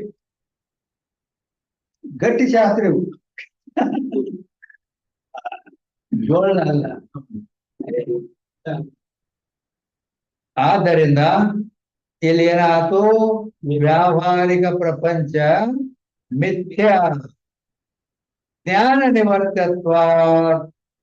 ಅದಕ್ಕೆ ಮಿಥ್ಯ ಯಾಕಂತೀರಿ ಅಂದ್ರೆ ಅದು ಜ್ಞಾನದಿಂದ ನಿವೃತ್ತಿ ಆಗ್ತದೆ. ಅದಕ್ಕ ಯತ್ರ ಯತ್ರ ಜ್ಞಾನ ನಿವರ್ತತ್ವ ತತ್ರ ತತ್ರ ಮಿಥ್ಯತ್ವ. ಎಲ್ಲೆಲ್ಲಿ ಜ್ಞಾನದಿಂದ ನಿವೃತ್ತಿ ಆಗ್ತದ ಅದೆಲ್ಲ ಮಿಥ್ಯಾನೇ ಇರ್ತದ ಅಂತ ನಿಯಮ. ಅಂತದ್ ಯಾವ್ದಪ್ಪ ಅಂದ್ರ ಯಥಾ ಸುಕ್ತಿ ರಜತಾದವು ಅಂದ್ರ ಚಿಂಪೆಯಲ್ಲಿ ಬೆಳ್ಳಿ ತೋರಿತ್ತು. ಶುಕ್ತಿ ಅಂದ್ರೆ ಚಿಂಪೆ, ರಜತ್ ಅಂದ್ರೆ ಸಂಸ್ಕೃತದೊಳಗೆ ಬೆಳ್ಳಿ. ಅಲ್ಲಿ ಶುಕ್ತಿಯಲ್ಲಿ ಬೆಳ್ಳಿ ತೋರಿದ್ದು, ಅದು ಶುಕ್ತಿ ಶಿಂಪಿ ಬಿದ್ದದ, ಚಮ ಪಡಕೂಡೆ ಬೆಳ್ಳಿ ಬಿದ್ದದ ತೋಳ್ಬಾರ್ದು. ಅದಿಲ್ಲ ಆ ರೀತಿ. ಮತ್ತದು ಮಿಥ್ಯ ಇಲ್ಲ ಬಿಡ್ತಾನೆ, ಮಾತು ಹೊಳೆ ಬಿಡ್ತಾನೆ, ಹೇ ಬೇಡ ಯಾಕ ಬೇಳೆ ಅಲ್ಲ ಸುಳ್ಳು. ಆ ರೀತಿ ಚಿಂಪಿ ಜ್ಞಾನ ಆದ ಮೇಲೆ ಬಿಡ್ತಾನ ಸುಳ್ಳತಾನ, ಅದಕ್ಕ ಬೆಳ್ಳಿ. ಹಂಗ ಬ್ರಹ್ಮಜ್ಞಾನ ಆದ ಮೇಲೆನೆ ಈ ಜಗತ್ತಿಗೆ ಸುಳ್ಳದ. ಅಲ್ಲೇ ತನ ಯಾರ ಹಬ್ಬು ಬೆಳೆದಿಲ್ಲ, ಅದಕ್ಕ ಬಡ್ಕೊಳ್ಳೋದ ಅದೇ ಹೋಗ್ಲಿ ನಾನು ಜೀವಕ್ಕೆ ಅಂತ ಕೊಡ್ತಾನ. ಹೇಗೆ ಆವಾಗ ಬ್ರಹ್ಮಜ್ಞಾನ ಆದ ಮೇಲೆ ಎಲ್ಲ ಸುಳ್ದೈತಿ ಅಂತೇಳಿ ಅದಕ್ಕೆ ಬಡ್ಕೊಳ್ಳೋದಿಲ್ಲ. ಏನ್ ಬರ್ತೈತಿ ಬರ್ಲಿ, ಹೋಗತ್ತೆ ಹೋಗು, ಯಾಕಂದ್ರೆ ಸುಳ್ಳ ಇದ್ದಂಗೆ. ಅದ್ರಲ್ಲಿ ರಾಗನವಿಲ್ಲ, ದ್ವೇಷವಿಲ್ಲ, ಹೆಂಗೆ ಹಿಂಗಾಯ್ತು. ಅದಕ್ಕೆ ಅಲ್ಲೇ ಶಾಂತ ಆಗಿಬಿಡ್ತಾನ. ಸುಳ್ಳಿಗೆ ಯಾಕೆ ಬೇಡ ಬರೋದು ಬರ್ತೈತೆ, ಹೋಗೋದು ಹೋಗುತ್ತೆ. ಆಯ್ತು. ಇನ್ನ ವ್ಯಾವಹಾರಿಕ ಪ್ರಪಂಚ ಪಕ್ಷ. ಈ ವ್ಯಾವಹಾರಿಕ ಪ್ರಪಂಚ ಯಾಕ ಇಲ್ಲಿ ನೋಡು, ಪರ್ವತದಲ್ಲಿ ಬೆಂಕಿ ಸಿದ್ಧ ಮಾಡುವಾಗ ಪರ್ವತ ಪಕ್ಷ, ಜೀವನು ಬ್ರಹ್ಮಕ್ಕೆ ಅಭಿನ್ನ ಅಂತ ಹೇಳುವಾಗನು ಜೀವನು ಅವ್ರೆಲ್ಲ. ಇಲ್ಲಿ ಈ ಪ್ರಪಂಚ ಅನ್ನೋದು ಲೌಕಿಕರು ಸತ್ಯತೆ, ಮತ್ತು ಪಾರಮಾರ್ಥದಲ್ಲಿ ಆ ಪ್ರಪಂಚ ಮಿಥ್ಯ. ಅದೆಲ್ಲ ಪ್ರಪಂಚ ಆದ್ದರಿಂದ ಇಲ್ಲಿ ಸಂದಿಗ್ಧ ಸಂಶಯ ಇದೆ. ಅದಕ್ಕೆ ಪಕ್ಷ ಯಾವುದರಲ್ಲಿ ಸಂಶಯ ಇದೆ ಅದನ್ನ ಪಕ್ಷವಾಗಿರ್ಬೇಕಂತ ನಿಯಮ. ಅದೆಲ್ಲ ಇದೆ ಹೇಳ್ಕೊಂಡು ಬಂದೇವು. ಆದ್ದರಿಂದ ವ್ಯಾವಹಾರಿಕ ಪ್ರಪಂಚ ಪಕ್ಕ ಐತಿ. ಮಿಥ್ಯತ್ವ ಸಾಧ್ಯ. ಆ ಪ್ರಪಂಚದಲ್ಲಿ ಸತ್ಯತ್ವ ಏನ ನಂಬಿಕೊಂಡು ಕುಂತಾನ ಅಜ್ಞಾನಿ ಜೀವ, ಅಲ್ಲಿ ಶಾಸ್ತ್ರ ಏನ್ ಮಾಡ್ತದಂದ್ರ ಮಿಥ್ಯತ್ವವನ್ನ ಸಾಧ್ಯ ಅಂದ್ರ ಯಾವುದನ್ನು ಸಿದ್ಧ ಮಾಡ್ತೇವೋ ಅದು ಸಾಧ್ಯ. ಈ ಪ್ರಪಂಚದಲ್ಲಿ ಮಿಥ್ಯ ಅನ್ನೋದು ನಾವು ಸಿದ್ಧ ಮಾಡ್ತೀವಿ.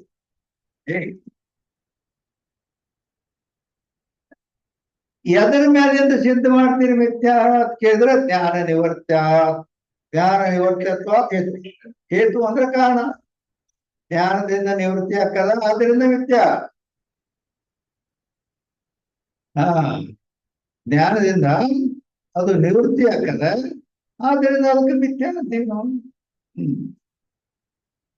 ವ್ಯಾವಹಾರಿಕ ಪ್ರಪಂಚವು ಮಿಥ್ಯಾ ಈ ಪ್ರತಿಜ್ಞಾ ವಾಕ್ಯ.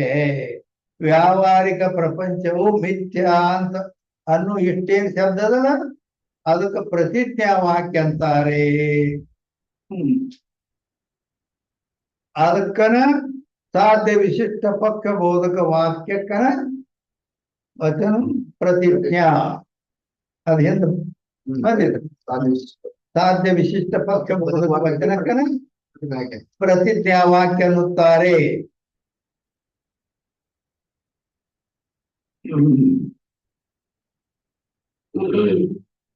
ಜ್ಞಾನ ನಿವರ್ತ್ಯತ್ವ ಅದೇ ಹೇತುವಾಗಿ ಜ್ಞಾನದಿಂದ ನಿವೃತ್ತಿ ಆಗ್ತದ ಅನ್ನೋದೇ ಇಲ್ಲಿ ಕಾರಣ. ಹೇತುವಾಕ್ಯ ಅಂದ್ರೆ ಕಾರಣ. ಯತ್ರ ಯತ್ರ ಜ್ಞಾನ ನಿವರ್ತ್ಯತ್ವ ತತ್ರ ತತ್ರ ನಿತ್ಯತ್ವ. ಎಲ್ಲೆಲ್ಲಿ ಜ್ಞಾನದಿಂದ ನಿವೃತ್ತಿ ಆಗುತ್ತಾರೋ ಆ ರಜ್ಜು ಸರ್ಪದಲ್ಲಿ, ಶುಕ್ತಿ ರಜಾದಿಗಳಲ್ಲಿ ಹಿಂಗೆಲ್ಲ ಅವೆಲ್ಲ ಮಿಥ್ಯಾನ ಇರ್ತಾವು. ಯಥಾ ಶುಕ್ತಿ ರಜತ ಆದವು ಎಂಬುದಾಗಿ. ಶುಕ್ತಿಯಲ್ಲಿ ರಜತ್ ಅಂದ್ರೆ ಬೆಳಿ ತೋರಿದ, ಶುಕ್ತಿಯಲ್ಲಿ ಬೆಳಿ ತೋರಿದ್ದು ಹೇಗೆ ಮಿಥ್ಯೋ ಅದರಂತೆ ವ್ಯಾವಹಾರಿಕ ಪ್ರಪಂಚವೂ ಕೂಡ ಮಿಥ್ಯ.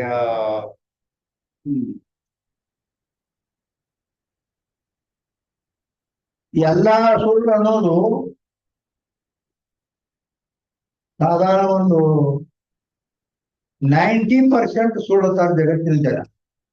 ಒಬ್ಬನ್ ಮಣ್ಣು ಕೊಡಕ್ ಹೊರಟಿರ್ತಾರ, ಚೆನ್ನಾಗಿ ಬಿಡಪ್ಪ ನೋಡಿ ಏನ್ ಬೇಕಾದ ಎಲ್ಲ ಮಾಡ್ದ, ಹೊಲ ಮಾಡ್ದ, ಮನೆ ಮಾಡ್ದ, ಬಿಲ್ಡಿಂಗ್ ಕಟ್ಟಿದ, ಎಲ್ಲ ಬಿಟ್ಟ ಎಲ್ಲ ಸುಳ್ಳೈತೆ ಹಂಗ ಮಾತಾಡ್ಕೊತ ಹೋಗ್ತಾರ.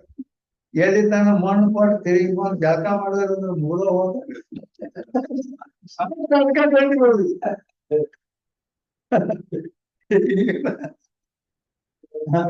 ಅದಕ್ಕೆ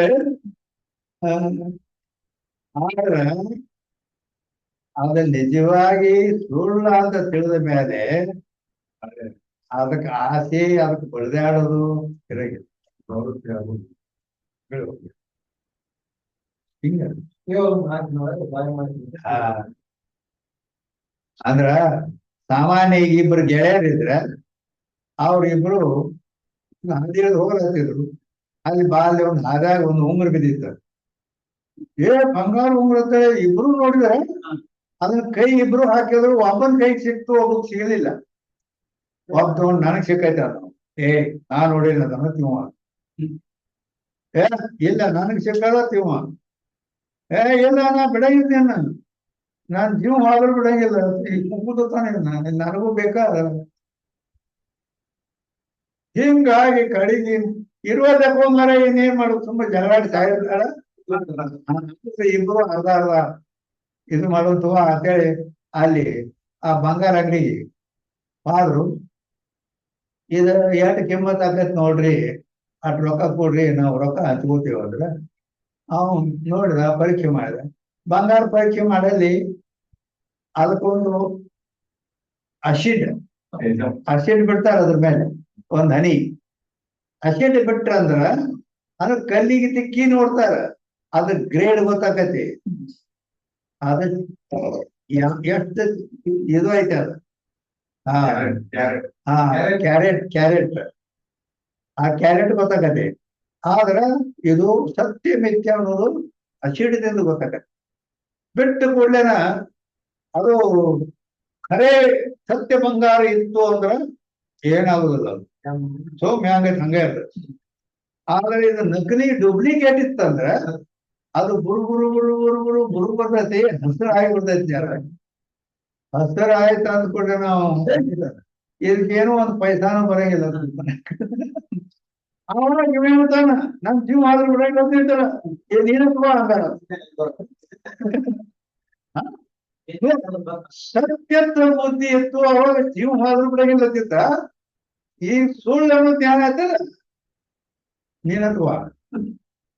ಆ ರೀತಿ ಈ ಜಗತ್ತಿನಲ್ಲಿಯೂ ಕೂಡ ನಿಜವಾಗಿ ಬ್ರಹ್ಮ ಸತ್ಯ ಜಗನ್ ಮಿಥ್ಯ ಅನ್ನೋ ಜ್ಞಾನ ಯಥಾರ್ಥವಾಗಿ ಆದ್ರ ಈ ಜಗತ್ತಿನ ಸಂಬಂಧಿ ಬಡ್ದಾಡೋದಿಲ್ಲ. ಸುಮ್ಮನೆ ಮಾರಕ್ಕಾಗೈತೆ ಬರ್ತದೆ, ಏನ್ ಬರ್ತದೆ ಬಾ ಹೋಗತಿ. ನಾವು ಜನಕ ರಾಜರೇ ಅರಮನೆ ಲಕ್ಷಾನುಗಟ್ಲೆ ಲಾಭ ಆದರೂ ಈಗ ನುಕ್ಸಾನ ಆದ್ರು ಈಗ ಆಗ್ಬಿಡು ನಮ್ಗೆ. ಹಿಂಗದ ಅವೇನು ಆನಂದನು ಹೊಂದಾಗಿ ಬರ್ತೇವೆ. ಆದ್ರ ಹಿಂಗ್ ಆಯ್ತಲ್ವ ಯಪ್ಪ, ಎಷ್ಟು ಕೋಟಿ ಗಟ್ಲೆ ನುಕ್ಸಾನ ಆಯ್ತು ಅಂತೇಳಿ ಎದಿ ಹೊಡ್ಕೋತಾರ, ಒಂದು ಹಾಟ್ರಿ ಬಿಡ್ತದೆ. ಅದಕ್ಕಾಗಿ ಈ ಶಾಸ್ತ್ರ ಜಗತ್ತಿನ ಮಿಥ್ಯತ್ವವನ್ನ ತಿಳಿಸ್ತದೆ. ಬ್ರಹ್ಮ ಸತ್ಯ, ಜೀವ ಬ್ರಹ್ಮ ಸ್ವರೂಪ, ನನಗೆ ಮೂರ ಮಾತು ಇರ್ಲಿ. ಈಗ ಎಲ್ಲಿಗೆ ಬಂದಿದ್ದೇವೆ? ಈ ಪ್ರತಿಜ್ಞಾ ವಾಕ್ಯ ಜ್ಞಾನ ನಿವೃತ್ತತ್ವ ಹೇತು ವಾಕ್ಯ ಯತ್ರ ಯತ್ರ ಜ್ಞಾನ ನಿವೃತ್ತ ತತ್ರ ಮಿಥ್ಯತ್ವ ಯಥಾ ಈ ಉದಾಹರಣೆ ಆಯ್ತು, ಅಲ್ಲಿಗೆ ಮುಗಿತದ. ಈಗ 101ನೇ ಅಂಕ. ಈ ಪ್ರಪಂಚಕ್ಕೂ ಜ್ಞಾನ ನಿವರ್ತತಾ ಮಾನಿಕೆ.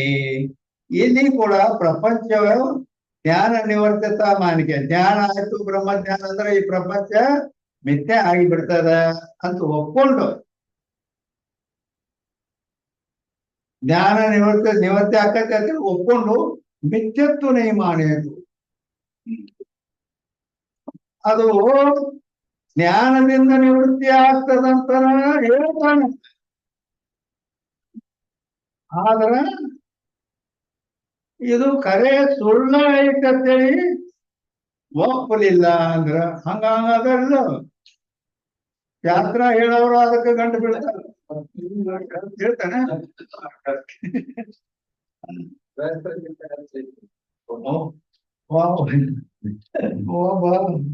ಶಾಸ್ತ್ರ ಹೇಳ್ತಿದ್ದ ಬದ್ನಿಕಾಯಿ ತಿನ್ಬಾರ್ದು ಅಂತ ಹೇಳ್ದ. ಬದ್ನಿಕಾಯಿ ತಿನ್ಬಾರ್ದು ಶಾಸ್ತ್ರದಾಗ ಹೇಳ್ದ. ಹಿಂದೆಗಡೆ ಮನೆಗೆ ಬಂದ. ಆ ಹೆಂಡತಿ ಒಂದು ಕಾಯಿಪಲ್ಲೆ ಏನ್ ಮಾಡ್ರಿ? ಆ ಬದ್ನಿಕಾಯಿ ಅಡಗಾಯಿ ಮಾಡ್ತಾರಲ್ಲ ಒಳಗ ಇದು ತುಂಬಿ ಅದನ್ನ ಮಾಡು. ಇದೇ ಇದರ ಶಾಸ್ತ್ರದಾಗ ಹೇಳೋದಲ್ಲ ಮಾರೇ. ಆ ಬದ್ನಿಕಾಯಿ ತಿನ್ಬೇಡ ಅಂತ ಹೇಳಿಲ್ಲ. ಅದು ಮಂದಿಗೆ ಹೇಳೋದು ನೀನ, ನಮಗಲ್ಲ. ಹಂಗೂ ಅದ.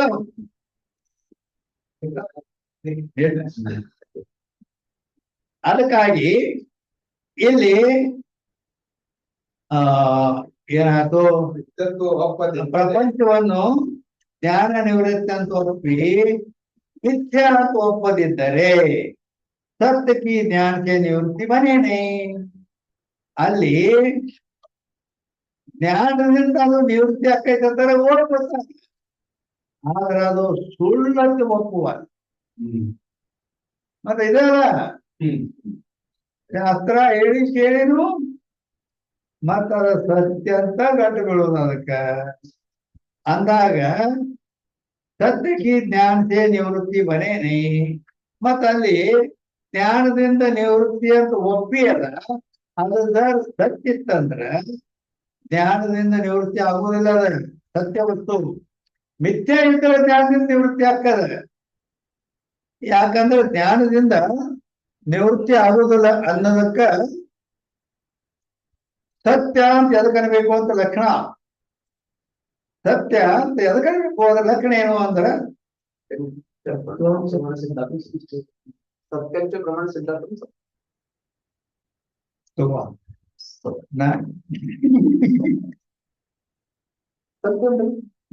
ನಾ ಇದಾಗ ಸತ್ಯಂತ ಪ್ರಮಾಣ ಸಿದ್ಧಾಂತ ಹೇಳಿದ್ನಲ್ಲ ಅದನ್ನ ಹೇಳ್ತಾನೆ.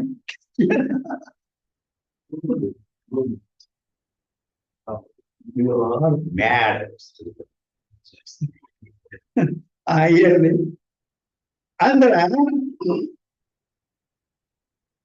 ಸತ್ಯ ಅಂತ ಯಾವ್ದು ಕಾಣಬೇಕು ಅಂತ ಕೇಳಿದ್ರೆ ಅದರ ಲಕ್ಷಣ ಏನು ಅಂದ್ರ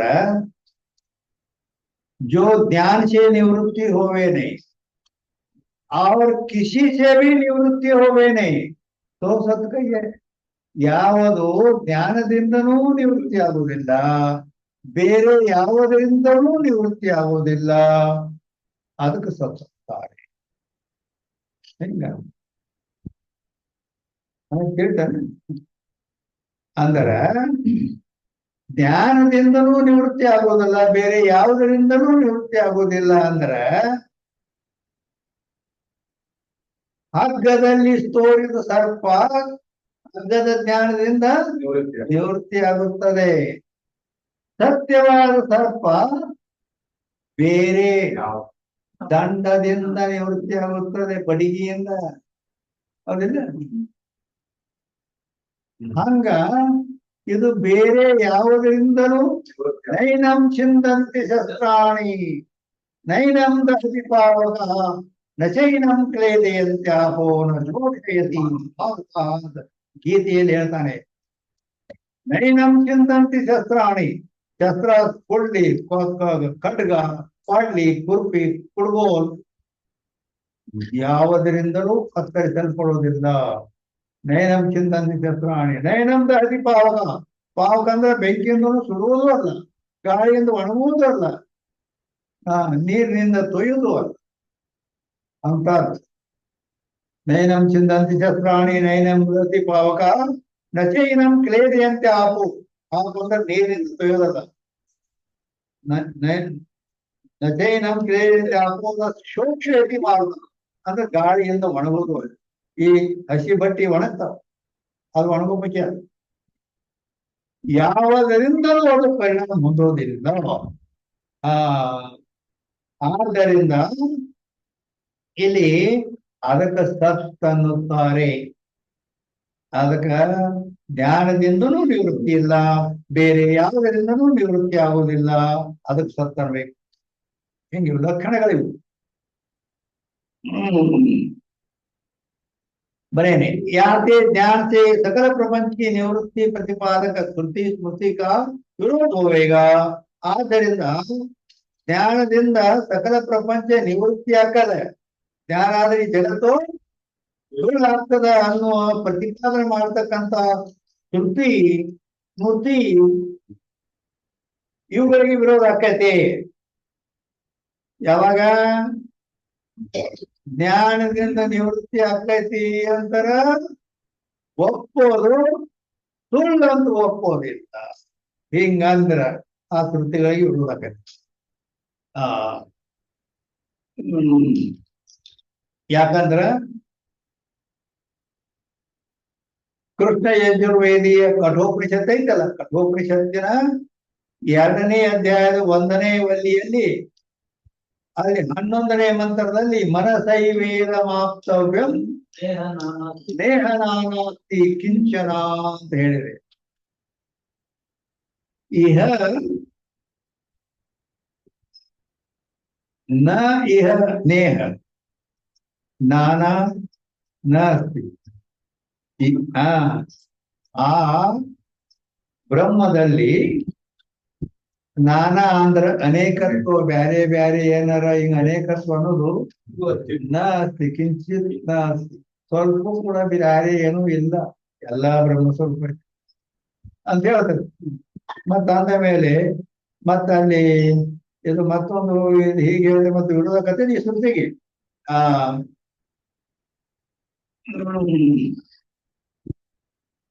ಆ ಶ್ರುತಿ ಸ್ಮೃತಿ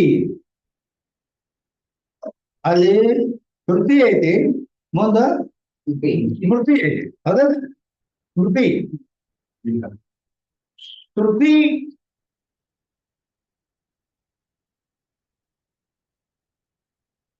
ಶ್ರುತಿ ಅಂದ್ರೆ ಉಪನಿಷತ್ತು, ಉಪನಿಷತ್ತುಗಳಿಗೆ ಸ್ಮೃತಿ. ಸ್ಮೃತಿ ಅಂದ್ರೆ ಉಪನಿಷತ್ತುಗಳನ್ನ ಸ್ಮರಿಸಿ ಹೇಳಿದ್ದಕ್ಕೆ ಸ್ಮೃತಿ. ಅದಕ್ಕ ನಿಜಗೊಂಡು ಹೇಳ್ತಾರೆ, ಶ್ರುತಿಯನ್ನೇ ಸ್ಮರಿಸಿ ಪೇಳದ ಅತಿಶಯದ ಋಷಿ ವಾಕ್ಯ ಸ್ಮೃತಿಯನಿಸಿ ಲೋಕದೊಳು ಸೇವೆವೆನಿಸದ ಶ್ರುತಿಯೇ ಪ್ರಮಾಣ ವಕೀಲಕ್ಕೆ ಅಂತ ನಿಜಗೊಂಡು ಶಾಸ್ತ್ರದಲ್ಲಿ ಬಂದಿದೆ. ಶ್ರುತಿ ಸ್ಮೃತಿ ಅಂತ ಎದಕ್ಕೆ ಅನ್ನಬೇಕು ಅಂತ ಕೇಳಿದ್ರೆ, ಶ್ರುತಿಯನ್ನೇ ಸ್ಮರಿಸಿಕೊಂಡು ಅದು ಪ್ರಮಾಣ ಬಿಡುವುದಿಲ್ಲ. ಅದಕ್ಕೆ ಅನುಸಾರ ಹೇಳಬೇಕಿರೋದು. ಶ್ರುತಿಯನ್ನೇ ಸ್ಮರಿಸಿ ಪೇಳದ ಅತಿಶಯದ ಋಷಿವಾಕ್ಯ, ಋಷಿಗಳು ಋಷಿಮುನಿಗಳು ಶ್ರುತಿಯ ತಾತ್ಪರ್ಯವನ್ನೇ ತಮ್ಮ ಮುಖದಿಂದ ಅದರ ತಾತ್ಪರ್ಯವನ್ನು ತಿಳ್ಕೊಂಡು ಅದನ್ನೇ ತಮ್ಮ ಬಾಯಿಯಿಂದ ಮತ್ತೊಂದು ಹೇಳ್ತಾರೆ. ಆವಾಗ ಅದು ಸ್ಮೃತಿ ಅಂತ ಇದೆ. ಋಷಿಮುನಿಗಳಿಂದ ಕಟ್ಟಿಪಟ್ಟದ್ದು ಸ್ಮೃತಿ. ಆದ್ರೂ ಶ್ರುತಿಯ ಸಾರವೇ ಅದಿರ್ತದೆ. ಅದಕ್ಕೆ ಲೋಕದೊಳು ಸೇವೆ ವೆನಿಸದ ಶ್ರುತಿಯೇ ಪ್ರಮಾಣ ವಕೀಲರಿಗೆ ಅಂತ ಹೇಳಿ. ಅದಕ್ಕೆ ಸ್ಮೃತಿಯಾದ ಭಗವದ್ಗೀತಾ. ಭಗವದ್ಗೀತೆ ಏನು ಸ್ಮೃತಿ ಅದು. ಯಾಕಂದ್ರೆ ಶ್ರೀಕೃಷ್ಣ ಪರಮಾತ್ಮನಿಂದ ಹೇಳಲ್ಪಟ್ಟ. ಅದು 4ನೇ ಅಧ್ಯಾಯದ 33ನೇ ಶ್ಲೋಕದಲ್ಲಿ ಶ್ರೇಯಾನ್ ದ್ರವ್ಯಮಯಾದ್ಯಜ್ಞ ಜ್ಞಾನ ಯಜ್ಞ ಪರಂತಪ ಸರ್ವಂ ಕರ್ಮಾಖಿಲಂ ಪಾಪ ಜ್ಞಾನೇ ಪರಿಸಮಾಪ್ಯತೆ ಅಂತ ಹೇಳಿದ್ದಾರೆ. ಜ್ಞಾನ ಏನಿಲ್ಲ, ಈ ಕರ್ಮ ಏನದಲ್ಲ ಎಷ್ಟು ಕರ್ಮಗಳು ದ್ರವ್ಯಮಯ ಕರ್ಮ ಹೌದಿಲ್ಲ ದ್ರವ್ಯಮಯ ಕರ್ಮ ಅಂತ ಯಾಕಂದ್ರು ಯಾಕಂದ್ರೆ ಯಾರಿಗೂ ಗೊತ್ತು ಅಂದ್ರ ದ್ರವ್ಯಮಯ ಅಂದ್ರ ಒಂದು ಯಜ್ಞ ಮಾಡಬೇಕಾದ್ರ ಅದಕ್ಕೆ ತುಪ್ಪ ಎಷ್ಟು ಬೇಕು ಅದಕ್ಕೆ ಪುರುಷ ಚಾಡು ಅವರ ಹಾಕುವ ಪದಾರ್ಥಗಳು ಅವು ಇವೆಲ್ಲ ತಂದ ಖರ್ಚು ಬಹಳ ಐತೆ 1 ಕೋಟಿ ರೂಪಾಯಿ ಖರ್ಚು ಆಕೈತಿ ಆ ಒಂದು ಯಜ್ಞ ಮಾಡ್ಬೇಕು ಅದಕ್ಕೆ ದ್ರವ್ಯಮಯ ಯಜ್ಞ ಅಂದ್ರ ಆ ದ್ರವ್ಯಮಯ ಯಜ್ಞ ಜ್ಞಾನ ಯಜ್ಞ ಶ್ರೇಯಾನ್ ಅಂದ್ರೆ ದ್ರವ್ಯಮಯ ಯಜ್ಞಕ್ಕಿಂತ ಜ್ಞಾನ ಯಜ್ಞವು ಶ್ರೇಷ್ಠ ಯಾಕೆ ಶ್ರೇಷ್ಠ ಸರ್ವಂ ಕರ್ಮಾಖಿಲಂ ಜ್ಞಾನೇ ಪರಿಸಮಾಪ್ಯತೆ ಎಷ್ಟು ಕರ್ಮಗಳದಾವಲ್ಲ ಅವೆಲ್ಲ ಜ್ಞಾನಕ್ಕೆ ಬಂದ ಕೂಡಲೇ ಮುಗಿದು ಹೋಗೋದು ಶಾಂತಿ ಆದ್ದರಿಂದ ಜ್ಞಾನದಿಂದ ಎಲ್ಲ ಶುರುವಾಗಿ ಬಿಡ್ತದೆ ಅಂತೇಳಿ ಸ್ಮೃತಿ ಹೇಳಿದಂತ ಈ ರೀತಿ ಈ ಶ್ರುತಿ ಸ್ಮೃತಿಗಳಿಗೆ ವಿರೋಧ ಆಕೈತಿ ಯಾ ತರ್ಕತೆ ವ್ಯಭಿಚಾರ ಸಂಖ್ಯಾಗಿ ನೀವು ಅಲ್ಲಿ ಅದು ಜ್ಞಾನದಿಂದ ನಿವೃತ್ತಿಯ ತಪ್ಪಿ ಮಿಥ್ಯಾ ಒಪ್ಪಲಿಲ್ಲ ಅಂತಂದ್ರ ಈ ರೀತಿ ಇದ್ರೆ ಅದು ವ್ಯಭಿಚಾರ ಸಂಖ್ಯ ಅದು ನಿವೃತ್ತಿ ಆಕತಿ ಈ ರೀತಿ ಹೇಳಿದ್ರೆ ತಿಳಿಸಿ ಹೇಳಿದ್ರೆ ಅಂತ ಹೇಳ್ಯಾರ ಏನ್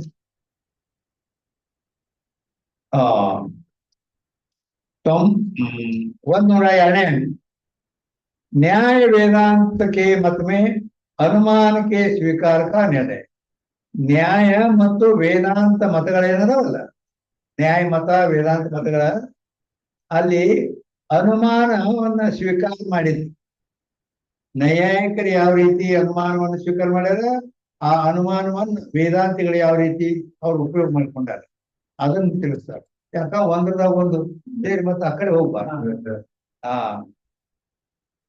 इस रीति से वेदांत अर्थ के अनुसार ही अनेक अनुमान है अनुमानಗಳು अनेक परंतु वेदांत वाक्य से अद्वितीय ब्रह्म का जो निश्चय हुआ है वेदांत वाक्यದಿಂದ अद्वितीय ब्रह्मದ ಯಾವ ನಿಶ್ಚಯವಾಗಿದೆಯೋ इसकी संभावना मात्र का हेतु अनुमान प्रमाण है ಅಂದ್ರ ಈ ಅನುಮಾನ ಪ್ರಮಾಣ ಆ ಬ್ರಹ್ಮನನ್ನ ತಿಳಿಸುವ ಒಂದು ಸಾಮರ್ಥ್ಯ ಇದಕ್ಕಿಲ್ಲ ಅನುಮಾನಕ್ಕಿಲ್ಲ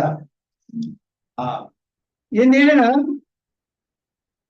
ಅದಕ್ಕೆ ಸಾಕ್ಷಿ ಇದು ಅನುಮೋದನೆ ಮಾಡ್ಬೋದು ಅನುಮೋದನೆ ಮಾಡೋದಂದ್ರೆ ಇವೇನ್ ಹೇಳಲ್ಲ ಅದು ಇಟ್ಟು ಮಾಡ್ಬೋದು ಸ್ವತಃ ಹೋದಿಲ್ಲ ಅದು ಯಾವುದಕ್ಕೂ ವಿಷಯ ಅಲ್ಲಲ್ಲ ಆದರೆ ಅದಕ್ಕೆ ಸಂಭಾವನಾ ಮಾತು ಹೌದು ಬರಾಬರಿ ಇದು ಸಂಭವಿಸ ಅತ್ಯುತ್ತ ನಾವು ಹೇಳಿದ್ಕಾರೆ ಅನುಮೋದನ ತರ ಹೇತು ಅನುಮಾನ ಪ್ರಮಾಣ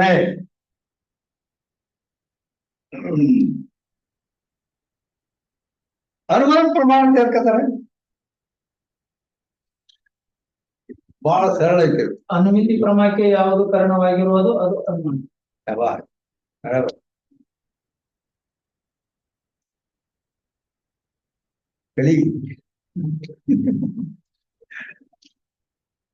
ಅನುಮಿತಿ ಪ್ರಮೆಗೆ ಯಾವುದು ಕಾರಣವಾಗಿರುವುದು ಅದಕ್ಕೆ ಅನುಮಾನ ಪ್ರಮಾಣ ಕಾರಣ ತಿಳ್ಕೊಂತಾರೆ ಸಾಧನಕ್ಕೆ ಕಾರಣ ಸಾಧನವಾದದ್ದೇ ಅದಕ್ಕೆ ಕಾರಣ ಅಂತಾರೆ ಸಾಧನಕರಣ ಕಾರಣ ಈಗ ಅನುಮಿತಿ ಪ್ರಮಾಣಕ್ಕೆ ಯಾವ ಅರ್ಥ ಕೇಳಿಲ್ಲ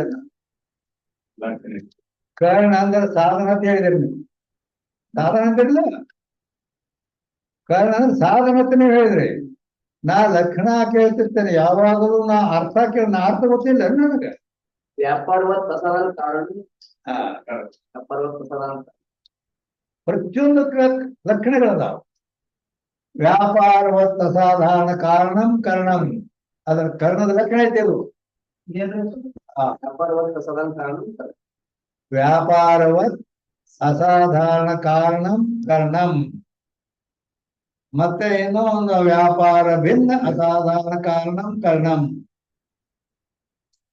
ಅದ ಕೇಳಿದ್ರು.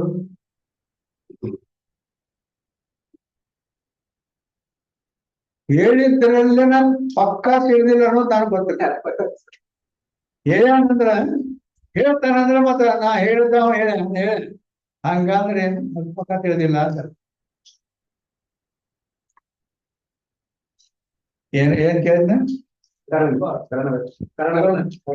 ಲಕ್ಷಣ ವ್ಯಾಪಾರವತ್ ಅಸಾಧಾರಣ ಕಾರಣಂ ಕರ್ಣಂ ಅಂತ ಹೇಳಿದ್ವಿ. ಹೇಳಿದ್ವಿ ಏನ್ ಹೇಳಿದ್ವಿ? ವ್ಯಾಪಾರ ಭಿನ್ನ ಅಸಾಧಾರಣ ಕಾರಣಂ ಕರ್ಣಂ ಅಂತೂ ಹೇಳಿದ್ವಿ. ಹೀಗೆ ಯಾಕೆ ಮಾಡಿದ್ರಿ ಅಂತ ಕೇಳಿದ್ರೆ ಕೇಳ ಅದೇ ಯಾಕೆ ಬೇಕಾಗ್ತೈತಿ? ಹೌದಾ ಇಲ್ಲ? ಒಂದ್ ಹೇಳಿದ್ರೆ ಮತ್ತೆ ಮಾತು ಮುಂದುವರ್ಬೇಕು. ಮತ್ತೆ ಇನ್ನೊಂದು ಯಾಕೆ ಹೇಳಿದ್ರಿ ಅಂದ್ರ ಈ ವ್ಯಾಪಾರ ಅನ್ನೋದೇನಿತ್ತಲ್ಲ, ವ್ಯಾಪಾರ ಅದು 6 ಪ್ರಮಾಣದವು. ಪ್ರತ್ಯಕ್ಷ, ಅನುಮಾನ, ಶಬ್ದ, ಉಪಮಾನ, ಅಂತರ್ಮುಕ್ತಿ, ಅನುಪಲಬ್ಧಿ ಅಂತ 6 ಪ್ರಮಾಣಗಳದಾವು. ಅದು 3 ಪ್ರಮಾಣದಲ್ಲಿ ವ್ಯಾಪಾರ ಕುಂದಿರ್ತದ, 3 ಪ್ರಮಾಣದಲ್ಲಿ ವ್ಯಾಪಾರ ಇಲ್ಲ. ಆದ್ದರಿಂದ ವ್ಯಾಪಾರವತ್ತ ಅಸಾಧಾರಣ ಕಾರಣಂ ಕರ್ಣಂ ಅಂದ್ರೆ 3 ಪ್ರಮಾಣದೊಳಗೆ ಕೂಗ್ತಾವ. 3 ಪ್ರಮಾಣದಲ್ಲಿ ವ್ಯಾಪಾರ ಇಲ್ಲ, ವ್ಯಾಪಾರ ಉಳ್ಳಂತ ಅಸಾಧಾರಣ ಕಾರಣ ಅಂದ್ರೆ ತಪ್ಪಾಕತ್ತೆ. ಅಲ್ಲಿ ವ್ಯಾಪಾರ ಇಲ್ಲ, ಅಲ್ಲೇನ್ ಮಾಡ್ತೀವಿ ಅಂದಾಗ ಮತ್ತೆ ಲಕ್ಷಣ ಚೇಂಜ್ ಮಾಡ್ಬೋದು. ವ್ಯಾಪಾರ ಭಿನ್ನ ಸಾಧಾರಣ ಕಾರಣಂ ಕರ್ಣಂ ಅಂತೇಳಿ.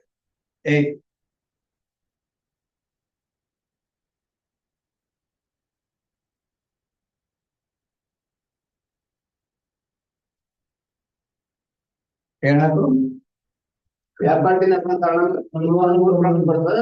ವ್ಯಾಪಾರದ ಕಾರಣ 3 ಪ್ರಮಾಣ ಬರ್ತದೆ. ವ್ಯಾಪಾರ ಅಂದ್ರೆ ಬದ್ನಿಕಾಯಿ ಮಾಡುದು.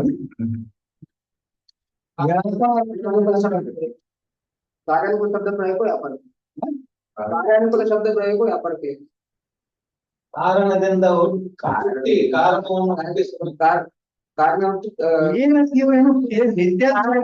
ಕಾರಣವನ್ನು ನಿದ್ದೆ ಬರಬಾರ್ತಿರ್ತಾರಲ್ಲ ಒಬ್ರು, ಬರಬಾರ್ತಿರ್ತ. ಈ ಕಾರಣ ವ್ಯಕ್ತಿ ಕಾರಣದ ವ್ಯಕ್ತಿ ಕಾರ್ಯವನ್ನು ಹುಟ್ಟಿಸಿದ್ದಕ್ಕೆ ವ್ಯಾಪಾರ. ಕಾರಣದಿಂದ ಹುಟ್ಟಿ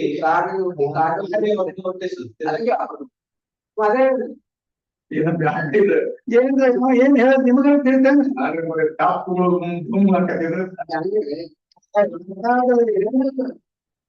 ಮಾತಾಡಿದ್ರ ಅದನ್ನ ಇನ್ನೊಬ್ಬರಿಗೆ ಲಾಭ ಹೀಗ್ ಮಾತಾಡ್ಬೇಕು. ಹೇಳ್ತಾನೆ ನೀನ್ ತಪ್ಪರ ಮಾತಾಡ್ತೈತಿ, ಅದಕ್ಕೆ ಇನ್ನು ಏನ್ ಮಾಡ್ಲತ್ತ ಮಾಡಿ ಅಲ್ಲಿ ಮಗಳು ಮಾಡ್ತೀವಿ. ಶಂಕರ್ ಹಂಗ ವ್ಯಾಪಾರದ ಲಕ್ಷಣ ಏನು ಅಂತ ನಾ ಕೇಳಿದ್ದೆ. ವ್ಯಾಪಾರದ ಲಕ್ಷಣ ಏನಂದ್ರ ಕಾರಣತೆ ಉಪದಿಕೆ ಕಾರ್ಯಕ್ಕೆ ಉಪಚಾರಬೇಕು. ವ್ಯಾಪಾರ ಕಾರಣದಿಂದ ತಾವು ಹುಟ್ಟಿರ್ಬೇಕ, ಕಾರ್ಯವನ್ನು ಹುಟ್ಟಿಸ್ತಿರ್ಬೇಕ, ಅದಕ್ಕೆ ವ್ಯಾಪಾರ ಬೇಕು.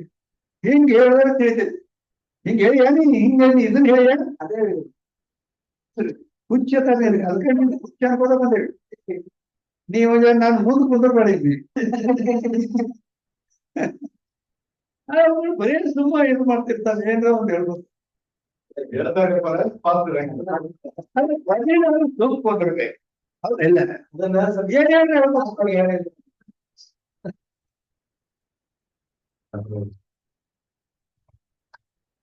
ಇರ್ಲಿ, ಎಲ್ಲಿಗೆ ಬಂದೇವ ಈಗ?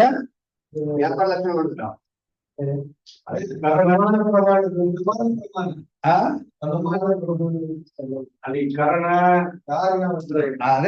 ವ್ಯಾಪಾರ ಅಂದ್ರೆ ಕಾರಣದಿಂದ ನಾವು ಹುಟ್ಟಿರ್ಬೇಕು, ಕಾರ್ಯವನ್ನು ಹುಟ್ಟಿಸ್ತಿರ್ಬೇಕು, ಅದಕ್ಕೆ ವ್ಯಾಪಾರ ಅನ್ಬೇಕು.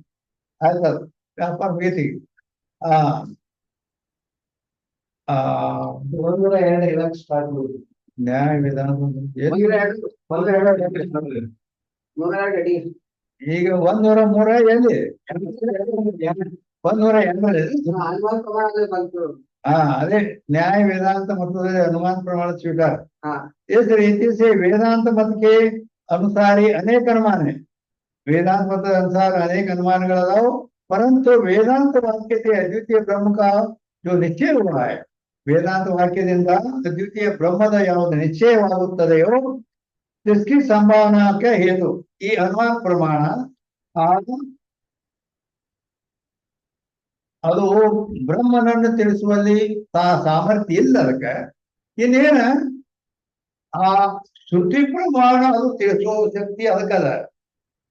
ಅದಕ್ಕೆ ಇದು ಅನುಮೋದನೆ ಮಾಡ್ತದ. ಹೌದು, ಅದು ಹೇಳಿದ್ ಬರೋಬ್ರಿ ಹಿಂಗ ಅಟ್ಟೆ.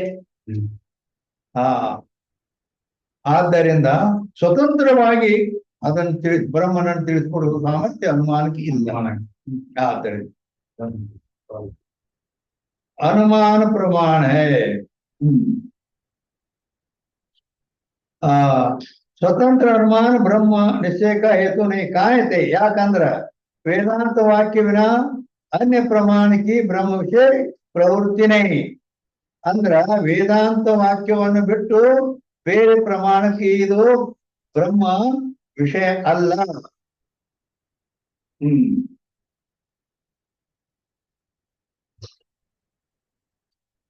ಅಂದ್ರ ಬ್ರಹ್ಮನನ್ನ ತಿಳಿಸುವಲ್ಲಿ ಅದಕ್ಕ ಅನ್ಯ ಪ್ರಮಾಣದ ಬ್ರಹ್ಮದಲ್ಲಿ ಪ್ರವೃತ್ತಿ ಇಲ್ಲ. ಅದಕ್ಕ ಒಂದು ಪ್ರಮಾಣವೂ ಕೂಡ ಇದೆ. ಏನಂದ್ರ ಚಕ್ಷುರಿವ ರೂಪಬೋಧೆ, ಶ್ರೋತ್ರಾದಿರಿವ ಸ್ವರಾದಿ ಬೋಧೆ, ಧರ್ಮ ಬ್ರಹ್ಮ ನಿಬೋಧೆ, ಮಾನಮನಾದಿ ಶ್ರುತಿ ಭವತಿ ಅಂತ ಪ್ರಮಾಣ. ಚಕ್ಷುರಿವ ರೂಪಬೋಧೆ ಅಂದ್ರ ಬೋಧ ಅಂದ್ರೆ ಜ್ಞಾನ. ನೇತ್ರದಿಂದ ರೂಪ ಜ್ಞಾನ ಆಕೈತಿ. ರೂಪ ಜ್ಞಾನಕ್ಕೆ ನೇತ್ರ ಪ್ರಮಾಣ ಐತಿ. ಪ್ರತ್ಯಕ್ಷ ಪ್ರಮಾಣದಲ್ಲಿ ನೇತ್ರವೇ ಪ್ರಮಾಣ. ಶಬ್ದ ಜ್ಞಾನಕ್ಕ ಶ್ರೋತ್ರ ಪ್ರಮಾಣ ಐತಿ. ಶ್ರೋತ್ರ ಇಂದ್ರಿಯ ಅವು ಹೆಂಗ ಪ್ರಮಾಣ ಅದಾವು, ಹಂಗ ಧರ್ಮ ಬ್ರಹ್ಮ. ಧರ್ಮ ಅಂದ್ರೆ ಏನು ಅದನ್ನು ತಿಳಿಸಿಕೊಡಲಕ್ಕಾಗಲಿ, ಬ್ರಹ್ಮನನ್ನ ತಿಳಿಸಿಕೊಡುವುದಕ್ಕಾಗಲಿ ಮಾನಂ ಅನಾದಿ ಶ್ರುತಿ ಭವತಿ. ಶ್ರುತಿರ್ಭವತಿ. ಶ್ರುತಿ ಪ್ರಮಾಣವೇ ಧರ್ಮನನ್ನ ತಿಳಿಸುವುದಕ್ಕಾಗಲಿ ಬ್ರಹ್ಮನನ್ನ ತಿಳಿಸುವುದು ಮತ್ಯಾವು ಇಲ್ಲ. ಆ ಶ್ರುತಿಯೇ ಪ್ರಮಾಣವಾಗಿ ಆ ಶ್ರುತಿ ಮಾತ್ರ ಆ ಪರಮಾತ್ಮನನ್ನ ತಿಳಿಸುವುದಾಗಲಿ, ಧರ್ಮ ಅಂದ್ರೆ ಪುಣ್ಯ ಪಾಪಿಗಳನ್ನು ತಿಳಿಸೋದಾಗ್ಲಿ, ದೇವರನ್ನು ತಿಳಿಸೋದಾಗ್ಲಿ ಆ ಶ್ರುತಿ ಪ್ರಮಾಣ ಮಾತ್ರ ಅದ ಹೇಳ್ಯಾರ. ಆ ರೀತಿ ಎಲ್ಲಿ ಅನ್ಯ ಪ್ರಮಾಣ ಬ್ರಹ್ಮ ವಿಷಯ ಪ್ರವೃತ್ತಿ ನೈ, ಬೇರೆ ಯಾವ ಪ್ರಮಾಣಗಳು ಇಲ್ಲಿ ಇಲ್ಲ ಅಂತ ಅಂದೈತಿ. ಅಂದ ಮೇಲೆ ಮತ್ತ ಈ ಅನುಮಾನ ಪ್ರಮಾಣ ಅದಕ್ಕೆ ಇದ್ರ ಸಾಮರ್ಥ್ಯ 103 न्याय मत में केवल अन्वयी केवल व्यतिरेकी अन्वय व्यतिरेकी इन भेद से 3 प्रकार का अनुमान कहे। न्याय मतದಲ್ಲಿ ಕೇವಲ ಅನ್ವಯಿ ಅನುಮಾನ, ಕೇವಲ ವ್ಯತಿರೇಕಿ ಅನುಮಾನ, ಅನ್ವಯ ವ್ಯತಿರೇಕಿ ಅಂತ ಈ ರೀತಿ 3 ಪ್ರಕಾರವಾಗಿ ಅನುಮಾನದ ಅಂಗೀಕಾರ ನೈಯಾಯಿಕರು ಮಾಡಿದ್ದಾರೆ. जहां हेतु साध्य के सहचार ज्ञान से हेतु में व्याप्ति का ज्ञान होवे तो अन्वय अनुमान कहिए हैं. अन्वय अनुमान ಅಂತ ಎದಕ್ಕೆ ಅನ್ಬೇಕು ಅಂತ ಕೇಳಿದ್ರೆ, ಎಲ್ಲಿ ಹೇತು ಸಾಧ್ಯದ ಸಹಚಾರ ಜ್ಞಾನದಿಂದ. ಹೇತು ಸಾಧ್ಯ ಅಂದ್ರೆ ಹೇತು ಅಂದ್ರೆ ಹೋಗಿ, ಸಾಧ್ಯ ಅಂದ್ರೆ ಬೆಂಕಿ, ಸಹಚಾರ ಅಂದ್ರೆ ಕೂಡಿರೋದು. ಇವಾಗ ಜ್ಞಾನಕ್ಕ ಯಾವುದು ಕಾರಣ ಅದರಲ್ಲಿ ಅದು ವ್ಯಾಪ್ತಿ. ವ್ಯಾಪ್ತಿ ಅಂದ್ರೆ ಅವಿನಾಭಾವ ರೂಪ ಸಂಬಂಧಕ್ಕನೇ ವ್ಯಾಪ್ತಿ ಅಂತಾರೆ. ಅವಿನಾಭಾವ ರೂಪ ಸಂಬಂಧ ಅಂದ್ರೆ ಜಾವಿನ ಜೋವೇನೆ ತಾತಾಮೆ ಅವಿನಾಭಾವ ರೂಪ ಸಂಬಂಧ. ಆ ವ್ಯಾಪ್ತಿಯ ಜ್ಞಾನವಾಗುತ್ತದೆ. ಸೊ ಅನ್ವಯ ಅನುಮಾನ, ಇದಕ್ಕೇನು ಅನ್ವಯ ಅನುಮಾನ ಅಂತ ಅನ್ಬೇಕು ಅಂತ ಹೇಳ್ಯಾರ. इन जहाँ साध्या भाव में हेत्वा भाव के सहचार का दर्शन से हेतु में साध्य की व्याप्ति का ज्ञान हुए तो केवल अन्वय. केवल अन्वय ಅದಕ್ಕೆ ಅನ್ಬೇಕು ಎಲ್ಲಿ ಸಾಧ್ಯ ಭಾವದಲ್ಲಿ ಹೇತ್ವಾ ಭಾವದ ಸಹಚಾರ ದರ್ಶನದಿಂದ ಹೇತುವಿನಲ್ಲಿ ಸಾಧ್ಯದ ವ್ಯಾಪ್ತಿಯ ಜ್ಞಾನವಾಗುವುದು. ಅಲ್ಲಿ ಕೇವಲ ಅನ್ವಯಿ ಅನುಮಾನ ಅಂತ ಹೇಳಲ್ಪಡುತ್ತದೆ. ಕೇವಲ ವ್ಯತಿರೇಕ ಕೇವಲ ಅನ್ವಯಿ ಅನುಮಾನ ಅನ್ವಯಕ್ಕೆ ಸಹಚಾರಕ ಉದಾಹರಣೆ. ಕೇವಲ ಅನ್ವಯದಲ್ಲಿ ಅನ್ವಯ ಸಹಚಾರದ ಉದಾಹರಣೆ ಸಿಗ್ತದೆ. ಕೇವಲ ವ್ಯತಿರೇಕ ಅನುಮಾನವೇ ವ್ಯತಿರೇಕ ಸಹಚಾರಕ ಉದಾಹರಣೆ ಇದೆ. ಕೇವಲ ವ್ಯತಿರೇಕ ಅನುಮಾನದಲ್ಲಿನೂ ಕೂಡ ವ್ಯತಿರೇಕಕ್ಕೆ ಅಂದ್ರ ಅಲ್ಲಿ ವ್ಯತಿರೇಕಕ್ಕೆ ಅಂದ್ರ ಅಭಾವ ವ್ಯಾವೃತ್ತಿಸುವ ವ್ಯತಿರೇಕತೆ ಅದಕ್ಕಂತಾರದು. ಆ ವ್ಯತಿರೇಕ ಸಹಚಾರದ ಉದಾಹರಣೆ ಅಲ್ಲಿ ಸಿಗ್ತದೆ. ये भेद है अन्वय अनुमान व्यतिरेक अनुमानದಲ್ಲಿ ಇಷ್ಟು भेद है। यहाँ दोनों के उदाहरण मिले को अन्वय व्यतिरेक अनुमान कहिए। ಎರಡು ಉದಾಹರಣೆಗಳು ಎಲ್ಲಿ ಸಿಗ್ತಾವು ಅಲ್ಲಿ ಅನ್ವಯ ವ್ಯತಿರೇಕ ಅನುಮಾನ ಅಂತ ಹೇಳಲ್ಪಡುತ್ತದೆ. ಐಸಾ ಅನುಮಾನ್ ಪರ್ವತೋ ವನ್ಯಮಾನ್. ಈಗ ಇಲ್ಲಿ ತನಕ ನಡ್ಕೊಂಡ್ ಬರ್ತಲ್ಲ, ಪರ್ವತೋ ವನ್ಯಮಾನ್, ಪರ್ವತದಲ್ಲಿ ಬೆಂಕಿ ಇದೆ ಅಂತ ಹೇಳಿ ಈಗ ಇದು ಪ್ರಸಿದ್ಧ ಅನುಮಾನ ತರ ಇದಕ್ಕೆ.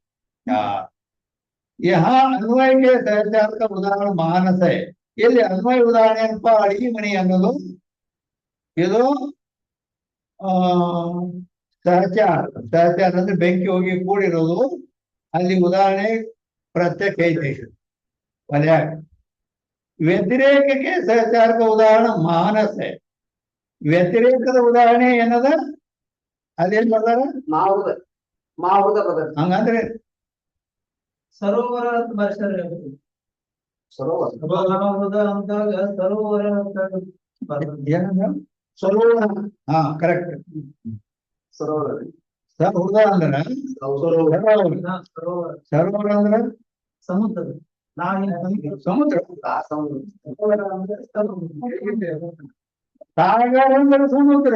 ಸರೋವರ ಅಂದ್ರ ಎಲ್ಲಿ ನೀರು ಹರಿತದ ಕೊಳ್ಳಗಳಿರ್ತದ ಅದು ಅದೇ ಸರೋವರ ಅಂತ ಇಷ್ಟ ಬರ್ಸಿರುತ್ತೆ. ಅಂದ್ರೆ ಹೇಳೋ ತಾತ್ಪರ್ಯಲ್ಲಿ ಏನೈತೆ ಅಂದ್ರ ಈ ಹಳ್ಳ ಕೊಳ್ಳಗಳಲ್ಲಿ ಏನ ನೀರಿನ ಇದು ಇದ್ದ ಜಲಾಶಯ ಇದ್ದಲ್ಲಿ ಹೊಗಿಮಂದ್ ಆಕೈತೆ. ಅಲ್ಲಿ ದೊಡ್ಡ ಪ್ರಮಾಣದಲ್ಲಿ ಹೊಗಿಮಂದ್ ಆಯ್ತಂದ್ರೆ ಏನೂ ಕಾಣಗೊಳಗಿಲ್ಲ. ಅಂದ್ರ ಅದು ಹೊಗಿಗತೆನ ಕಾಣ್ತೈತೆ ಅದ ಹೊಗಿಮಂದ. ಅದಕ್ಕೆ ಹೊಗಿ ಅಂತ ಅರ್ಧ ತಗೊಂಡಾರ ಅಂತ ಹೇಳ ಹೊಗಿಮಂದ ಅಂತ ಹೇಳಲ್ಲ. ಅಲ್ಲಿ ಹೊಗಿಮಂದ ಅದಲ್ಲಿ ಏನು ಹೊಗಿ ಜ್ಞಾನ ಆಕತಿ, ಭಾನತಿ ಆಕತಿ ಅದ ಹೇಳ್ತಾ. ಅದು ವ್ಯತಿರೇಕ ಅನುಮಾನ. ಅದು ಹೊಗಿಯರೇ ಇಲ್ಲ ಅಲ್ಲಿ, ಹೊಗಿಗತೆ ಇದು ವ್ಯತಿರೇಕ ಅನುಮಾನಕ್ಕೆ ಅದು ಮಾ ಹುರ್ದ ಅಂದ್ರ ಸರೋವರ ಅಂದ್ರೆ ನೀರಿನ ಜಲಾಶಯ. ಅಲ್ಲಿ ಹೊಗಿ ಮಂಜನಗತೆ ಇದಾಗಿರ್ತೈತಿ. ಅಲ್ಲಿ ಹೊಗಿ ಇಲ್ಲ, ಆದ್ರೆ ಹೊಗಿ ಗತೆ ತೋರ್ತೈತೆ ಅಲ್ಲಿ. ಇದು ವ್ಯತಿರೇಕ ಅನುಮಾನದಲ್ಲಿ ಇದು ಸಿಗ್ತದಂತ ಹಿಂಗ ಅದ್ರ ಅರ್ಥ.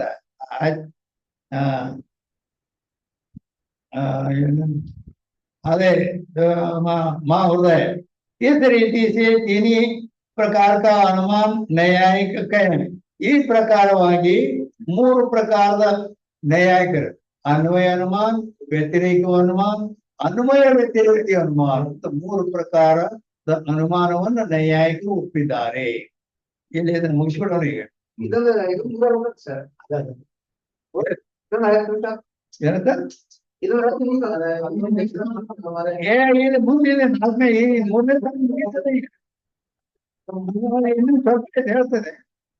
ಏನು ಎರಡಕ್ಕೆ ಬಿಡ್ಬೇಕಂತ ಏನೇನು ಗೌರ್ಮೆಂಟ್ ಡ್ಯೂಟಿ ಏನ? 104ನೇ अंक वेदांत मत में केवल व्यतिरेकी का प्रयोजन अर्थापत्ति से ಆ ನೈಯಾಯಿಕ ಏನು ಕೇವಲ ವ್ಯತಿರೇಕ ಅನುಮಾನ ಒಪ್ಪಿರಲ್ಲ, ಅದು ನಾವು ಒಪ್ಪಿಲ್ಲ. ಮತ್ತ ನಾವು ಅದ್ರ ಜ್ಞಾನ ಹೆಂಗಾಕೈತೆ ಅಂದ್ರೆ ಅರ್ಥಾಪತ್ತಿ ಪ್ರಮಾಣ ಒಪ್ಪೇವಿ ನಾವು. ಅರ್ಥಾಪತ್ತಿ ಪ್ರಮಾಣದಿಂದ ಏನ್ ಧ್ಯಾನ ಆಕತಿ ಅದು ಕೇವಲ ವ್ಯತಿರೇಕ ಅನುಮಾನದಿಂದನೂ ಧ್ಯಾನ ಆಗದೆ. ಎರಡು ಒಂದ ಸಮಾನ. ಆದ್ದರಿಂದ ಅದರ ಅವಶ್ಯಕತೆ ನಮಗಿಲ್ಲ.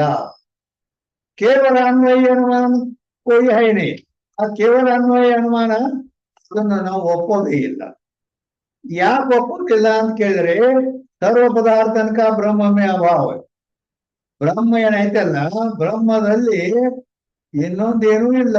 ನೇಹ ನಾನಾಸ್ತಿ ಕಿಂಚನ, ಒಂದು ಕಿಂಚಿತ್ತು ಕೂಡ ಇನ್ನೊಂದು ವಸ್ತು ಇಲ್ಲ ಅಂತ ಸೃಷ್ಟಿ ಇರುವುದರಿಂದ ಯಾತೆ ವ್ಯತಿರೇಕ ಸಹಚಾರ ಉದಾಹರಣೆ ಬ್ರಹ್ಮ ಬೆಲೆ. ಆದ್ದರಿಂದ ವ್ಯತಿರೇಕ ಸಹಚಾರದ ಉದಾಹರಣೆ ನಮ್ಮಲ್ಲಿ ಬ್ರಹ್ಮ ಸಿಗತೈತಿ, ಬ್ರಹ್ಮ ಐತಿ. ಆದ್ದರಿಂದ ಯದ್ಯಪಿ ವೃತ್ತಿ ಜ್ಞಾನಕ್ಕೆ ವಿಷಯತಾರೂಪ ಸ್ನೇಹತಾ ಬ್ರಹ್ಮ ವಿಷಯ. ಯದ್ಯಪಿ ಅಂದ್ರೆ ಶಂಕಾಕಾರ, ಶಂಕ ಅಂದ್ರೆ ಸಂಶಯ ಮಾಡ್ತಾನೆ. ಏನಂತ?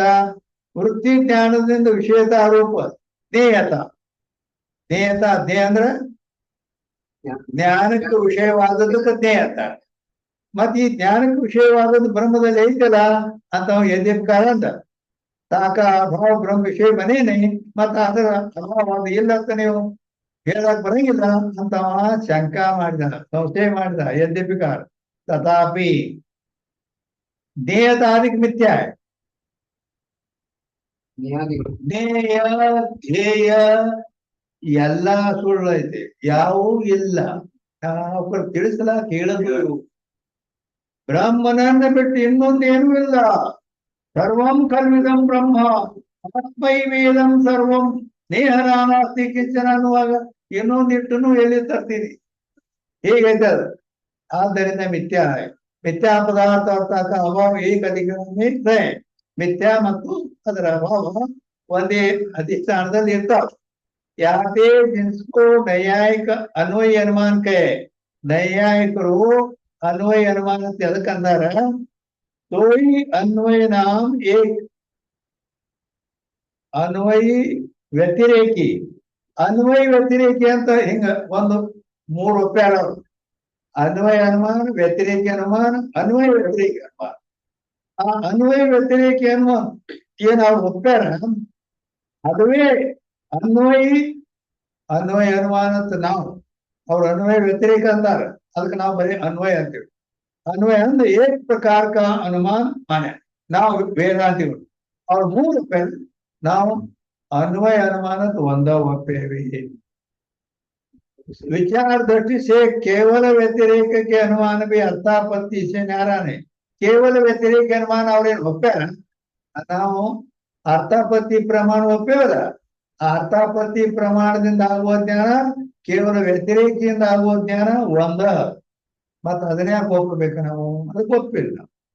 ಕೇವಲ ವ್ಯತಿರೇಕಿ ಅನುಮಾನ भी अर्थापत्ति के न्यारा मानने को योग्य है. ಆದ್ದರಿಂದ ನಾವು ಅರ್ಥಾಪತ್ತಿ ಪ್ರಮಾಣ ಒಪ್ಪೇವಿ, ಅವರು ವ್ಯತಿರೇಕಿ ಅನುಮಾನ ಒಪ್ಪ್ಯಾರೆ. ಏ ವೇದಾಂತ ಮತ. ಇಲ್ಲಿ ತನ ನಾವು ಹೇಳಿದ್ದು ವೇದಾಂತ ಮತದಲ್ಲಿ ಏನ್ ಒಪ್ಪ್ಯಾರ ಅನ್ನೋದನ್ನು ತಿಳಿಸ್ತದೆ. ವೇದಾಂತ ವಾಕ್ಯತೆ ಅದ್ವೈತ ಬ್ರಹ್ಮಕಾಜೋ ನಿಶ್ಚಯ. ವೇದಾಂತ ವಾಕ್ಯಗಳಿಂದ ಅದ್ವೈತ ಬ್ರಹ್ಮದ ನಿಶ್ಚಯ ಏನಾಕೈತಲ್ಲ, ಮನನ ದ್ವಾರ ತಾಕಿ ಸಂಭಾವನಾ ಮಾತ್ರಕ ಹೇತು ಅನುಮಾನ ಪ್ರಮಾಣ. ಈ ಅನುಮಾನ ಪ್ರಮಾಣ ಏನ್ ಮಾಡ್ತದಂದ್ರ, ವೇದಾಂತ ವಾಕ್ಯಗಳಿಂದ, ವೇದ ಉಪನಿಷತ್ತುಗಳಿಂದ ಏನು ಅದ್ವೈತ ಬ್ರಹ್ಮವನ್ನ ನಿಶ್ಚಯ ಮಾಡ್ತಾವ, ಅದ ನಿಶ್ಚಯ ಆಗೈತಿ. ಆ ಮನನ ತಾಕಿ ಸಂಭಾವನಾ, ಅದನ್ನ ಶ್ರವಣ ಮನನ ನಿಧಿಧ್ಯಾಸನ ಮಾಡ್ಕೊಂಡು ಅದು ಹೇಳಿದ ಸಂಭಾವನಾ ಅಂದ್ರೆ ಅದು ಹೇಳಿದ ಕರೆ ಐತಿ, ಅದಕ್ಕೆ ಅನುಮೋದನ ಕೊಡ್ತೈತಿ. ಅದು ಅನುಮಾನ ಪ್ರಮಾಣ ನಾ ಸಿದ್ಧ ಮಾಡೋದಿಲ್ಲ. ಅವ್ರೇನ್ ಹೇಳ್ಯಾರ ಅದು ಬರೋಬರಿ. ಹಿಂಗ್ संभावना हेतु अनुमान प्रमाण है, स्वतंत्र ब्रह्म निश्चय का हेतु नहीं. स्वतंत्र अनुमान प्रमाण आ ब्रह्मनನ್ನ ತಿಳಿಸ್ತೀನಿ ಅದಕ್ಕೆ ಪವರ್ ಇಲ್ಲ. ये अनुमान का प्रयोजन है. अनुमान प्रमाण ಈ ರೀತಿ ಅದು ಶ್ರುತಿ ಪ್ರಮಾಣ ತಿಳಿಸಿದ್ದು ಬರಾಬರಿ, ಅದಕ್ಕೆ ಅನುಮೋದನ ಮಾಡ್ಬೇಕು ಇಷ್ಟೇ. ಯಾ ಸಂಕ್ಷೇಪ ಅನುಮಾನ ಪ್ರಮಾಣ ಇಲ್ಲಿ ನಾವು ಸಂಕ್ಷೇಪದಿಂದ ಅನುಮಾನ ಪ್ರಮಾಣ ಹೇಳಿದ್ದೇವೆ.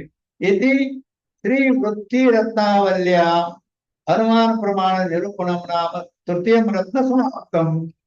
ಇತಿ ಅಂದ್ರೆ ಇಲ್ಲಿಯವರೆಗೆ ವೃತ್ತಿ ರತ್ನಾವಳಿ ಈ ಗ್ರಂಥದಲ್ಲಿ ಅನುಮಾನ ಪ್ರಮಾಣವನ್ನು ನಿರೂಪಣ ಮಾಡಿ ಆ ಹೆಸರಿನ ಮೂರನೇ ರತ್ನವು ಇಲ್ಲಿಗೆ ಸಮಾಪ್ತಿಯಾಯಿತು.